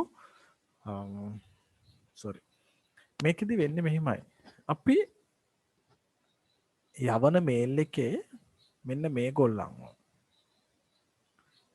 මෙයාට පේනවා කාබන් පිටපත් යවපු කෙනාව ඒ කියන්නේ අපි ගත්තොත් එහෙම දැන් මේ 2 කියලා දාපු කෙනයි කාබන් පිටපත් කට්ටියවයි එක එක්කෙනාට පේනවා නමුත් එතනදී ප්‍රමුඛ ලැබුණු මේල් එක ලැබුණ කෙනාගේ ප්‍රමුඛ පිටපත අපිට හරියටම අඳුන ගන්න පුළුවන් දැන් මම මේකක් ඕපන් කරලා වලට පෙන්නන්නම් මෙන්න මෙතන විස්තරවල තියෙනවා මේක 2 මේක කාටද ගියේ කියලා කාටද මේක ආවේ කියන එක හරියට එතන තියෙනවා ඊට පස්සේ මෙතන තියෙනවා අපි කාබන් පිටපත් එකක් යවුවා නම් ඒක කාටද කොපි එක ගියේ කියලා දැන් මේ එකකවත් නැතුව ඇති 2 විතරයි තියෙන්නේ මට වලට පෙන්වන්න විදියක් නැහැ අර සෝරි වලට පේන්නේ නැහැ කොහොම කවන්නේ අපි 2 වලටයි මේ දෙන්න පේනවා නමුත් මේ කට්ටියට BCC අයව පේන්නේ නැහැ හරිද බ්ලයින්ඩ් කාබන් කොපි තියෙන කට්ටියව පේන්නේ නැහැ මම ඔයාලට මේල් එකක් එවුවොත් එහෙම ඔයාලා මේක යවලා බලන්න ඕන නම් BCC දාලා කාට හරි පුළුවන් නම් අර මං දීපු ලිපිනයකට එව්වත් මේල් එකක් බලන්නත් පුළුවන් එතකොට අපිට එන මේල් එකක සාමාන්‍යයෙන් එන්නේ 2 කියන තැන ඒකෙදි BCC අයව දාලා තිබ්බොත් ඒ කියන්නේ පිටපතක් යවලා තිනවා නම් අන්ධ පිටපතක් විදියට කාට හරි අපිට එයාව පේන්නේ නැහැ කාටද මේල් එක ගියේ කියලා හැබැයි අණු පිටපත් කාබන් පිටපත් යවපුවව පේනවා කාබන් පිටපත් යවපුවයට අන්ධ කාබන් පිටපත් යවපුවව පේන්නේ නැහැ හැබැයි මේ අන්ධ කාබන් පිටපත් බ්ලයින්ඩ් කාබන් කොපි යවපුවයට ඔරිජිනල් පිටපත් යවලා තියෙන කාටද කියලා පේනවා හරිද ඒ දෙන්නව පේන්නෙත් නෑ මේ එක්කෙනෙක්ට පේන්නේ එයාට ආවා හැබැයි මේක ඔරිජිනල් යවලා තියෙන්නේ පිටපත් එව්වේ කාටද කියලා මෙයාලට පේනවා හිතන්නෝ කාට හරි හොරෙන් මේල් එක දැන් යවන්න ඕන අපිට පිට කොපියක් යවන්න ඕනේ ජනාධිපතිට කාට හරි මේල් එකක් යවන්න ඕනේ ඊට පස්සේ ඒකේ පිටපත් යවන්න ඕනේ මොන හරි පරිසර අමාත්‍යාංශය හරි මොකක් හරි ඒවටත් යවන්න ඕනේ එතකොට අපි 2 කියන එකට ජනාධිපතිව ටාගට් කරලා දානවා ප්‍රෙසිඩන්ට්ගේ ඊමේල් ඇඩ්‍රස් එක CC කියන ඒවට දානවා පරිසර අමාත්‍යාංශයේ මධ්‍යම පරිසර අධිකාරිය මොනවා හරි ඒව දානවා පිටපත් යවන්න ඕනේ ඊට පස්සේ ඒකම අපේ ලෝයට හරි කාට හරි යවන්න ඕන නම් ඒක හැබැයි ලෝයට යවුව කියලා ජනාධිපතිට පේන්නේ නැති වෙන්න ඕනේ. එහෙම නැත්නම් අපේ තව රහස් සංවිධානයකට පරිසරය සම්බන්ධ තියෙන සංවිධානයකට යවන්න ඕන නම් ඒක අර දෙන්නට පේන්න එපා නම් එයාට යවුවා කියලා. හැබැයි එකම වෙලාවෙ නයි යවන්න ඕනේ. ඒ කියන්නේ එයාට පේන්න ඕනේ දැන් අපි රහස් සංවිධානයට පේන්න ඕනේ මම මේක ජනාධිපතිට යවුවා කියලා.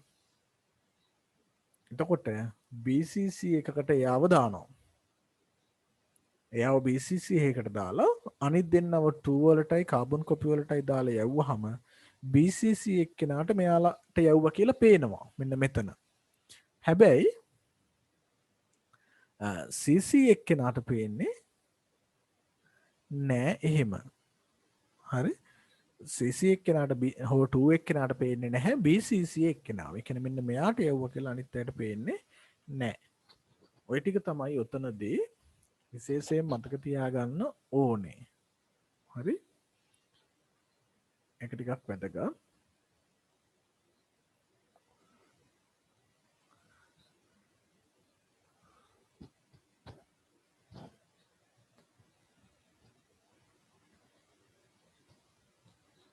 right. අපි චුට්ටක් බලමු මේකේ තියෙන ප්‍රශ්නය.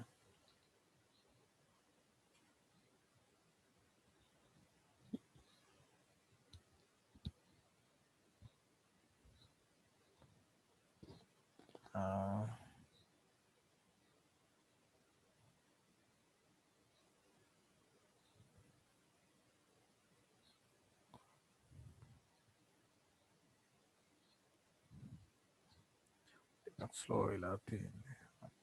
අපි ප්‍රශ්න කීපයක් බලලා ඉමු නේද?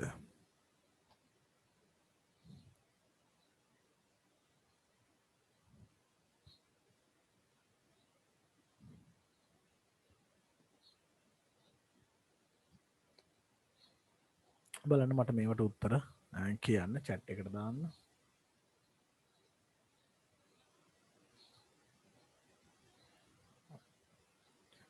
කරමු ටික.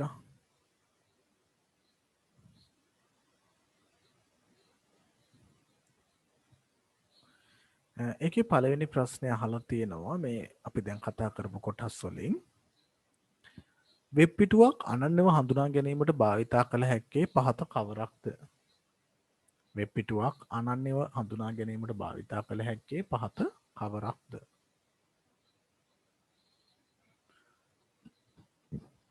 එක සහ දෙකටම උත්තර එකපාර දාන්න අය පිළිවෙලින් ටයිප් කරගෙන පළවෙනි එකේ උත්තරේ කමා එකක් දෙවෙනි එකේ උත්තරේ. අදාන බන මම ටක් කරලා වතුර ටිකක් බීලා එනවා.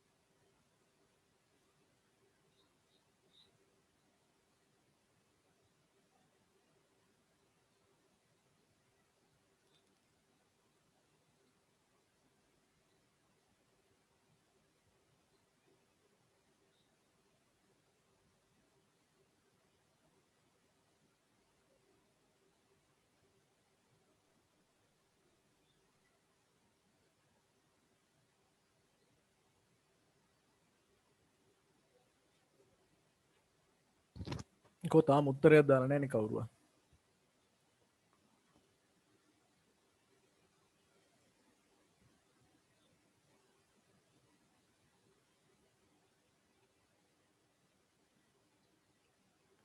chat එක හොයාගන්න බැයිද?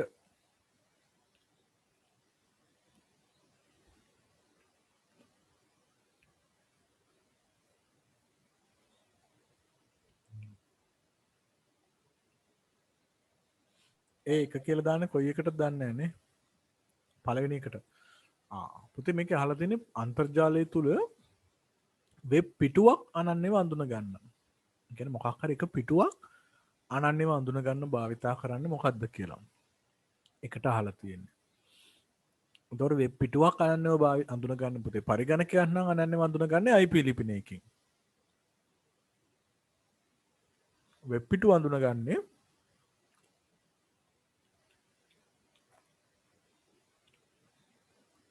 ඩොමේන් නේම් කියලා කියන එකක් තියෙනවා. ඩොමේන් නේම් එකේ පුතේ අවසාන පිටුව දක්වාම තියෙන පාත් එක. අපි ඒකට කියනවා URL එක කියලා කියනවා ලින්ක් එක එවන්න කියලා කියන්නේ මොකක් හරි පිටුවකට තියෙන. මම ඒකයි පෙන්නන්න ඕනද ඔයාලට?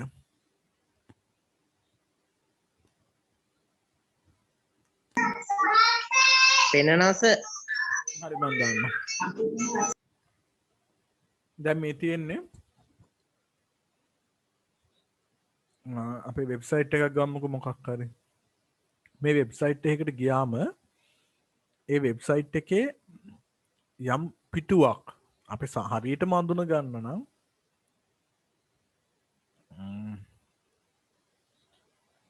MOI gov.lk එකට යමුකෝ. මේක තමයි ඩොමේන් එක. මම ඩොමේන් එක ගහලා මේක ඇතුළට ගියහම මෙන්න මේ උඩ තියෙන පුතේ ඇඩ්‍රස් එක දැන් මෙතන MOI gov.lk එක තමයි ඩොමේන් එක. මේ ප්‍රධාන පිටුව. මේක ප්‍රධාන පිටුව. අපි මේක දැන් ප්‍රශ්න කියලා තියෙන්නේ කොහොමද? වෙබ් පිටුවක් අනන්‍යව හඳුනා ගැනීමට. එතකොට මේ පිටුව මෙහෙම හඳුනා ගන්න පුළුවන්. මේක ඇතුලේ තියෙන එකක් අපි මේ සර්කියුලර්ස් වලට යමු බලන්න. වෙන පිටුවකට ගියා වන්න.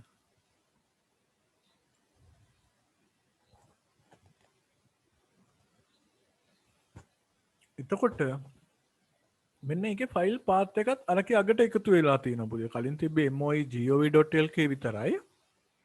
දැන් මිනිස්ට්‍රි ඇලයිරක් සර්කියුලර්ස් කියලා දෙකක් ඇවිල්ලා.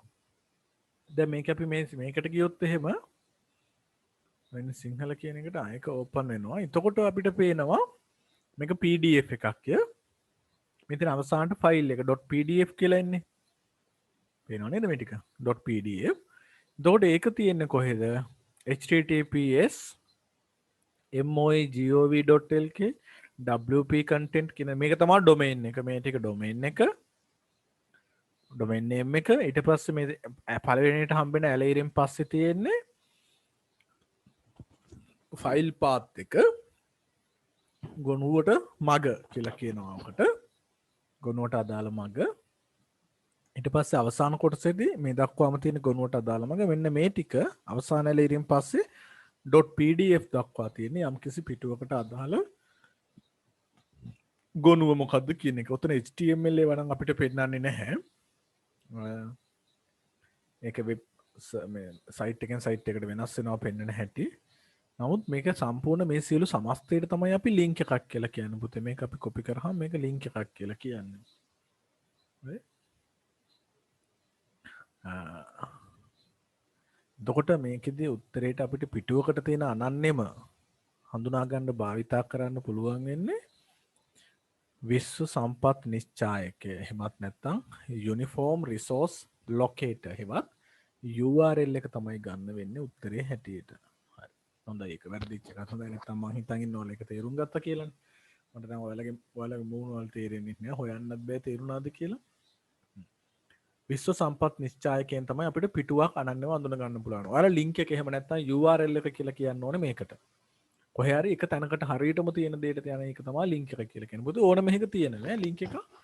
දැන් ඉන්ටර්නෙට් එකේ දෙන ඕනම එකකට ලින්ක් එකක් තියෙනවා. අපි බැලුවොත් එහෙම මොකක් හරි ඉමේජ් එකක් සර්ච් කරමුකෝ. එකක් බලමු. ඒතර මේ එකක් අපි ඉමේජස් වලින් බැලුවහම මේ ඉමේජ් එකක් ඕපන් කළොත් මේ ඉමේජ් එකට අදාළව මේක තියෙන තැන අපිට මේකේ ලින්ක් එක ගන්න පුළුවන්. මේක රයිට් ක්ලික් කරලා කිව්වහම ඒක වැටෙනවා ඒ ලිස්ට් එකේ. ඔයාලට රයිට් ක්ලික් කරලා ආයෙ මේක පේන්නේ නැහැ හැබැයි නේද? මේකේ තියෙනවා මේ copy link address කියලා එකක්. ඒක ඔයාලා දැක්කේ නැහැ. මම ඒක පෙන්නන්නම්. මෙන්න මෙතෙන්ට දාන්නම් මම ඒක. මම ඒක රයිට් ක්ලික් කරලා copy කරා. මේ තියෙන්නේ මේ link address එක. මම ආපහු copy කරලා දැම්මා මෙතෙන්ට. අපිට ඒක ඔන්න වෙන තැනකදී පාවිච්චි කරන්නත් පුළුවන්. දැන් අලුත් ටැබ් එකක මට ඒක පේස්ට් කර හැකියි. මේ තියෙන්නේ. එතකොට ඒක ඇවිත් තියෙන්නේ මේ ඒ JPG එකක්. මේ JPG එකක් තියෙන්නේ සම්පූර්ණයෙන් Tesla roaster කියලා නම දාලා තියෙන්නේ. මෙන්න මේ ෆයිල් පාත් එකේ තමයි තියෙන්නේ. මේක තමයි link එක හැවත් URL එක. දැන් මේක අපි එන්ටර් කරාම කෙලින්ම ඒකම එනවා. ඉතින් මම මේක ඔයාලට WhatsApp වලින් එවුවොත් එහෙම ඔයාලට WhatsApp එකේ මේ site එක පෙන්වන්නේ නැහැ. මේ image එක තමයි පෙන්වන්නේ. link එක එවුවොත් එහෙම. මොකද අවසාන ෆයිල් එකටම තියෙන මග. WP content upload 20 මෙතන WP content upload 20 කියන එක ඇතුලේ තියෙන Tesla roaster 20යි 10යි 4යි 3යි JPG කියන ගොනු ෆයිල් එක. හරි. දැන් ඔන්න අපි අන්තර්ජාලයේ තියෙන යම්කිසි පිටුවක් අනන්‍යව අඳුන ගන්න පාවිච්චි කරන link එක හැවත් URL එක. වසම් නාමය කියලා කියන්නේ ඩොමේන් එක විතරයි අර මුල කෑල්ල විතරයි .com පළවෙනි ඇලයිර හම්බෙනකන් නමෙන් පස්සේ තියෙන කෑල්ල විතරයි. වෙබ් සේවාදායක නම කියලා කියන්නේ සර්වර් එකේ නම. අපිට ඒක වැදගත් නැහැ. දැන් සර්වර් එකේ නම සාමාන්‍යයෙන් අපි දන්නෙත් නැහැ, අපිට පාවිච්චි වෙන්නෙත් නැහැ, අපිට ඒක ඕනෙත් නැති වෙයි. හුඟක් වෙලාවට ඕනේ නැහැ. හරි, කමක් නැහැ. වැරදුනාට අපි යමු දෙවෙනි කොටස බලන්න.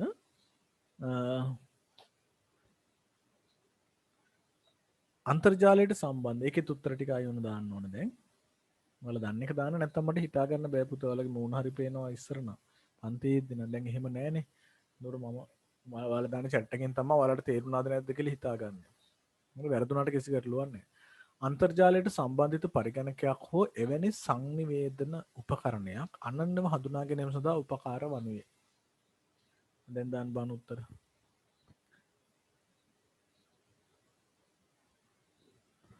තුන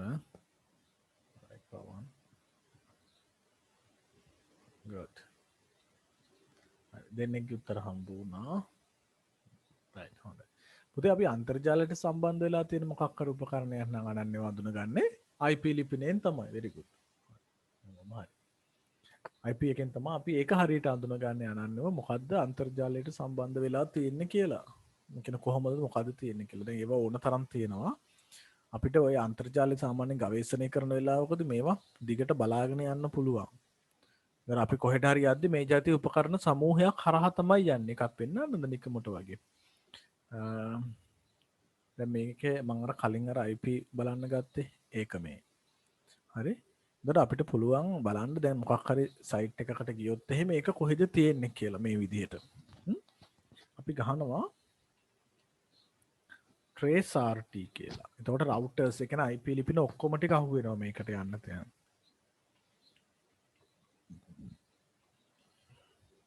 අපි බලමු මේකට යන්න තියෙන hops. ඒ කියන්නේ 30ක් කරහා යන්න තියෙනවලු. මෙන්න පළවෙනි එක මගේ IP එක. ඒ කියන්නේ මගේ 192.168.8යි එක. ඒ කියන්නේ router එක පුතේ මගේ තියෙන. ඉස්සෙල්ලා මොන්න මගේ මේ network එක ඇතුලෙන් එළියට යද්දි මේ IP එක හම්බුණා. ඊට පස්සේ දෙවනි එක ගැන රික්වෙස්ට් එක ටයිම් අවුට් වුණා. ඒ කියන්නේ එයාට හොයන්න බෑ දෙවනි එක. තුන්වෙනි එක ගැනත් හොයන්න බැරි වෙයි. සාමාන්‍ය මුල 4ක් විතර ටයිම් අවුට් වෙනවා. හේතුව මේ ඩෙස්ටිනේෂන් හොයන්න අමාරුයි. එයා මැෂින් එක මොකක්ද කියලා අවසාන වෙලෙදි තමයි ආයෙ හොයන්න වෙන්නේ. අර අපි ඩයිනමික් හොස්ට් කන්ෆිගරේෂන් යන හින්දා තමයි මේ වැඩේ තියෙන්නේ මං හිතන හැටියට. ඔන්න ඊගාව එක හම්බුණා.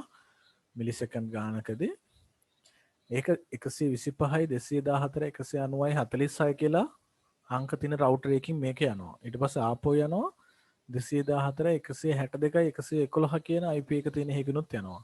ආයෙත් යනවා 218.100.61.6 කියලා එකකිනුත් IP එක දෙනවා. ආයෙත් යනවා 222.165.177.13 කියලා තියෙන IP එකකිනුත් යනවා.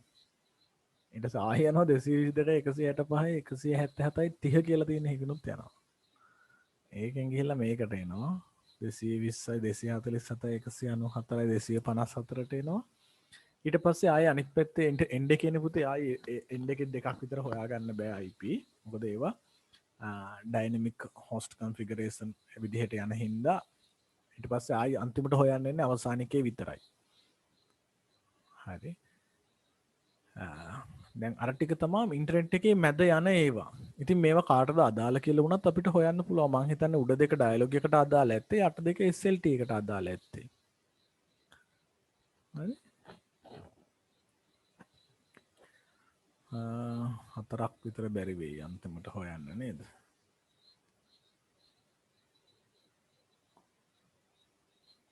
ඊගාව එක නම් හොයයි. ඒකත් නෑ. ඒත් නමුත් මේ මැසින් වලින් යනවා ඒවා පුතේ අර මේ IP ලිපින බාහිරයට විවෘත නැති IP ලිපින. ඒකයි ඒවා හොයන්න බැරි. මොකද ඒවා ඇතුලේ තව සර්වර් කියන්නේ ඒක අර දැන් ওই 220 247 194 254 කියන මම හිතන්නේ SLT එකක. උඩට දැන් ওই මුල තියෙන්නේ මම ඩයලොග් එකේ හිකින්නේ ගියේ.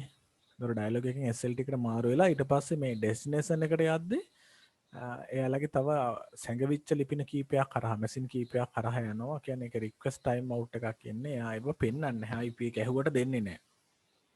අපි නිකමට වගේ බලමු ඕන්න මේ IP දෙක ඇත්තටම කාගේද තියෙන්නේ කියලා. තාමත් ටයිම් අවුට් එන්නේ නැහැ නේද?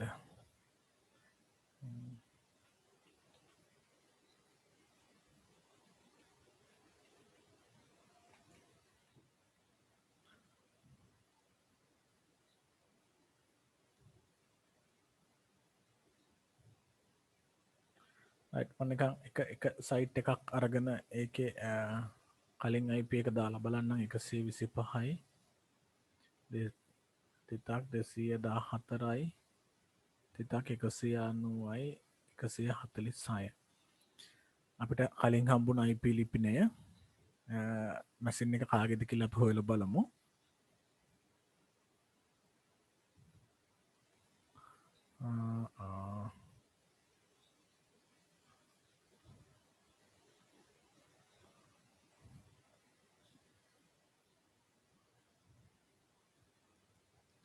මම අර කලින් IP ලිපිනේ දැම්මා සර්ච් කරන්න පුළුවන් එකට කාගෙද කියලා අපි ඒක බලමු කාගෙද කියලා who's this IP මේ මැෂින් එක කාටද අදාළ කියලා මම හොයන්න යන්නේ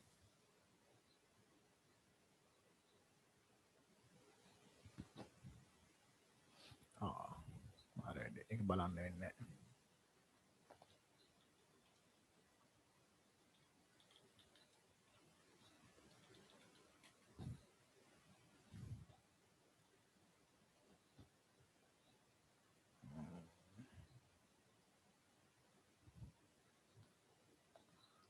මේකේ software කීපයක් තියෙනවා මම එකක් try කළා හරි ගියේ නෑ sorry එක ටිකක් වෙලා යන වැඩක් වගේ අපි ඊගා කොටසට යමු ඔයාලට ඕන මේ බෙලේ අනිවාර්යෙන් මේ උඩ එක ඩයලොග් සහ යට එක SLT එකේ තමයි මේක දුවන්න ඕනේ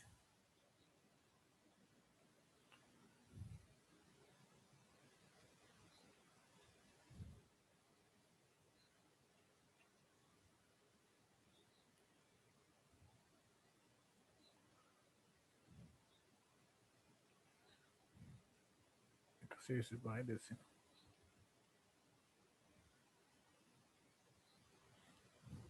right ඒක හොයන්න බෙබුට මම වෙන වෙලාවකදී ඒක ටික ඕනනම් පෙන්නන්නම් හරි අපි ඊගාව ප්‍රශ්නෙට යමු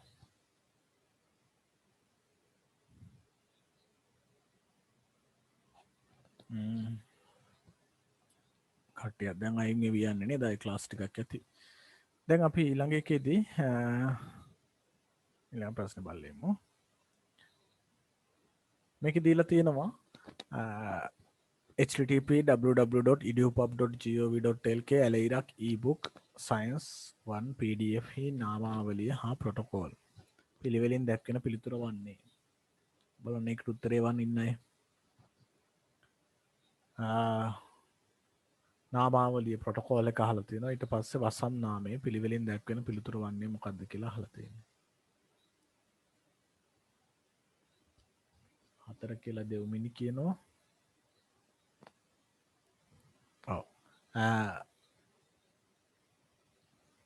ඒක නාමාවලිය නෙමෙයි පුතේ වචනේ පොඩි ටයිපින් වල වැරද්දක් තියෙනවා මේකට කියන්නේ නියමාවලිය කියලා නියමාවලිය ප්‍රොටෝකෝල් එක http වසම් නාමය gov.lk very good තුන්වෙනි උත්තරේ හරි http edupub.gov.lk ඒක තමයි ඔක්කොම ඒ තුනත් එන්න ඕන නැත්නම් මේ උපවසමක් තියෙනවා ඒකේ වසම් නාමයට edupub.gov.lk කියන කොටස තමයි එන්නේ හතරවෙනි උත්තරේ නියමයි ඒක නම් හරි අන්තර්ජාල පරිශීලකයන් පහසුවෙන් අවශ්‍ය ඕනෑම තොරතුරක් සොයා ගැනීම සඳහා භාවිතා කළ හැකි වන්නේ මේකට උත්තරේ අන්තර්ජාල පරිශීලකයන්ට පහසුවෙන් ඕනෑම තොරතුරක් සොයා ගැනීම සඳහා භාවිතා කළ හැක්කේ. Very good. නවින්දු ආවා උත්තරේ.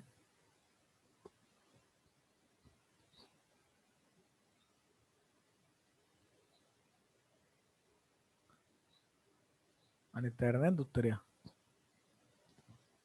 Rumit. Right. අපි අන්තර්ජාලයේ පරිසල් ඕනෑම තොරතුරක් හොයාගන්න ඕනෑම කියන පුතේ සාමාන්‍යයෙන් ගත්තොත් අර මුළු කොටසෙන් 105යි තමයි. නමුත් ගොඩක් ඒවා තියෙනවා ඒ 105යි. හිතන්න ඕ 105 කොච්චර ඒවා තියෙනවා නම් 100ක අන්තර්ජාලයේ කොච්චරනම් ඇද්ද නේද? කොච්චරනම් ඇද්ද? පුතේ දැන් YouTube උනත් දැන් මමම අප්ලෝඩ් කරන YouTube වීඩියෝස් ගොඩක් ඔයාලගේ මේ ක්ලාස් වල වීඩියෝස් අප්ලෝඩ් කරොත් එහෙම ඒවම ගොඩක් මේ දාන්නේ පබ්ලික් විදියට නෙමෙයි. ඒතකොට YouTube සර්ච් කරාට හම්බ වෙන්නේ නැහැ. ඒවල ලින්ක් එක තියෙනවා නම් විතරයි බලන්න පුළුවන්. ඒවා වැටෙන්නේ අර දෙවෙනි කොටසට. ඒක නිසා එහෙම බලද්දී අන්තර්ජාලය වැඩිපුර තියෙන්නේ ප්‍රසිද්ධ නොවන ඒවා. නමුත් අපිට සෙවුම් යන්ත්‍ර වලින් සෑහෙන ප්‍රමාණයක් හොයාගන්න පුළුවන්. උත්තරේ 3 සෙව්ම යන්ත්‍ර. හරි ඊගාව එක බලන්න. බීට පිටපත් සහිතව විද්‍යුත් තැපැල් ලිපියක් C වෙත යැවීමට ඒට අවශ්‍ය ඇත නමුත් අවශ්‍යව ඇත. බීට පිටපතක් සහිතව විද්‍යුත් තැපැල් ලිපිනයක් C වෙත යවන්න ඒට අවශ්‍යයිලු. ඒක නමුත් කියන එක පොඩ්ඩක් ඈත් වෙන්න ඕනේ. නමුත් B වෙත මෙහි පිටපත යැවූ බව සීට නොපෙනෙන පරිදි මෙම විද්‍යුත් තැපෑල යැවීම ඒට අවශ්‍යව ඇත. B හා C ගේ විද්‍යුත් තැපැල් ලිපින ඇතුළත් කළ යුතු ශේෂ්ත්‍ර නැත්නම් කොටස පිළිවෙලින් දැක්වෙන්නේ කුමක්ද? දැන් මේවට මේක තේරෙනවද කියන කතාව? මේකෙදි Bට පේන්නේ නැති. Bට යවුවා කියලා Cට පේන්න බෑ. Bට යවුවා කියලා Cට පේන්න බෑ කියලා තමයි කියන්නේ. ඒ තමයි යවන්නේ. යව්ව කෙනා කාටත් පේනවා කවුද යුවේ කියලා පේනවා කාටත්. Bට යවන එක Cට යවුවා කියලා පේන්න බෑ. Cට පේන්න බෑ Bට යවුවා කියලා. මොකද්ද උත්තරේ? B ව දාන්නේ කොතෙන්ටද කියලා අහන්නේ. B හා C ව දාන්නේ කොතෙන්ටද?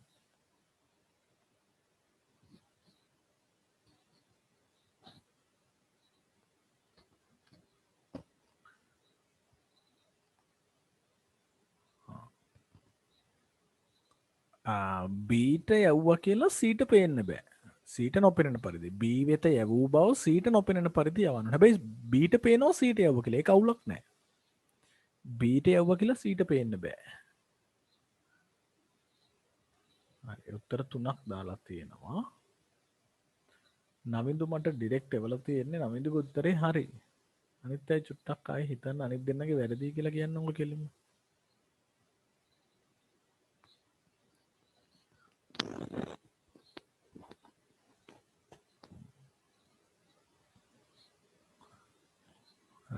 පුතේ බීව දැන් අපි කියමු කරාර මේ හැරි පොටර් එකේ ලෝගෝ හිතන්නකෝ. හැරි පොටර් එකේ ලෝගෝ දාගත්තොත් ලෝගෝ දාන් ඉන්න කෙනාම අනිත් අයට පේන්නේ නැහැ. හැබැයි ලෝගෝ දාන් ඉන්න අයට අනිත් අයව පේනවනේ.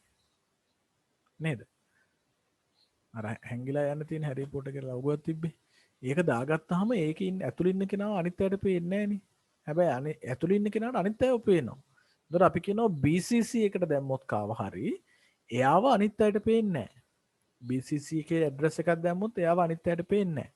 හැබැයි එයාට අනිත් අයව පේනවා. කියන්නේ BCC එකේ ඉන්න කෙනාට අනිත් අයව 2 හරි CC අයව හරි ගියා කියලා පේනවා. එහෙනම් අපිට මේකේ දාන්න වෙන්නේ තුන්වෙනි ක්‍රමේ නේද? ඒ කියන්නේ B ව දාන්න වෙන්නේ BCC වලට. C ව දානවා 2 වලට. එතකොට 2 එකේ ඉන්න කෙනාට BCC එකේ ඉන්න ලිපින පේන්නේ නැහැ. කියන කාටද ගියේ කියලා පේන්නේ නැහැ. හැබැයි BCC ට C ව පේයි මෙයාට ගියා කියලා. ඒක අදාළ නැහැ මේ ප්‍රශ්නේ හැටියට. නේද? පුතේ මේ හලාවත අධ්‍යාපන කලාප එකක් මම ඔයාලට කතා කරපු කොටස් ටිකකින් ඔන්න ඒ ටික ආවරණය වෙනවා. තව එකක් දෙකක් තියෙනවා මේ දෙකත් කරලා අපි නවත්තමු. එහෙනම් අද පහත පිළිතුරු අතරින් නිවැරදි විද්‍යුත් තැපැල් ලිපිනය වනුයේ. පහත පිළිතුරු අතරින් නිවැරදි විද්‍යුත් තැපැල් ලිපිනය වනුයේ.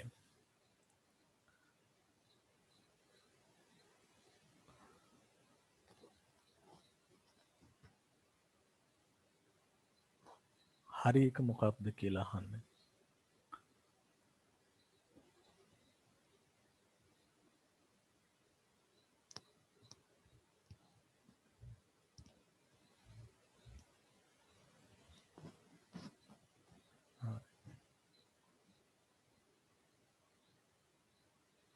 ඔව් මේක නම් අපිට උත්තර දෙකක් ගන්න පුළුවන්. නමින්දු හරි උත්තරේ වල තියෙනවා ඩිරෙක්ට්.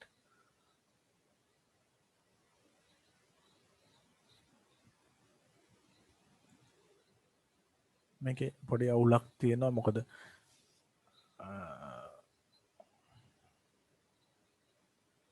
දැන් එක අපිට හැම එකම හරියටම දැනගන්න බෑ. නමුත් මේකේ වඩා සුදුසු උත්තරේ දෙක තමයි.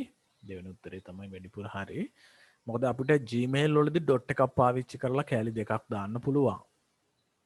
මේනක එක දැන් ඒකෙදි ඩොට් එක නොදා යවුවත් මේ ඊමේල් එක යනවා පුතේ. හරි? ඒ කියන්නේ ටයිප් කරද්දී දැන් අපේ ඉස්කෝලේ ඊමේල් ඇඩ්‍රස් එකේ තියෙනවා cwwkcc@gmail.com කියලා. එතකොට ඒකේ c.w.w. එහෙම දාලා ගැහුවත් ඊමේල් එක එනවා. එහෙම නොදා ගැහුවත් ඊමේල් එක එනවා. ඒ Gmail වල හැටියක් ඩොට් එක ගැහුවත් එකයි නැතත් එකයි ඒක එච්චර සලකන්නේ නැහැ. ඒක නිසා මේනක සාමලී කියලා දැම්මොත් මේනක සාමලී කියලා දැම්මොත් මේ ඊමේල් එක එනවා ඩොට් එක දාලා දැම්මත් මේක ගැටලුවක් වෙන්නේ නැහැ. සුමි 85@sltnet.lk කියන එකත් අපිට බැහැයි කියලා අතාරින්න බෑ මොකද ඊමේල් ඇඩ්‍රස් එක අකුරු ඉලක්කම් තිබ්බ කියලා ලොකු ප්‍රශ්නයක් නැහැ. නමුත් sltnet එකේ එහෙම නොදී තියෙන්න බැරික මොකුත් නෑ ඊමේල් ඇඩ්‍රස් එකට ඉලක්කම් දාන්න බෑ කියලා හදන්න කොන්දේසියක් තියෙන්නත් පුළුවන්.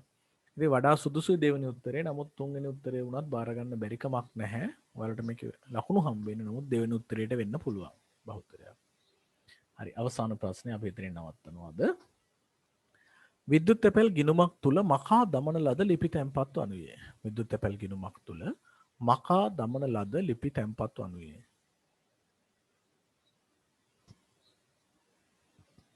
එකත් මම අද කියලා දුන්නා.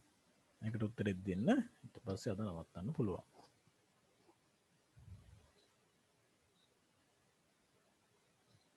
right. රුමිත් උත්තරයක් කිව්වා.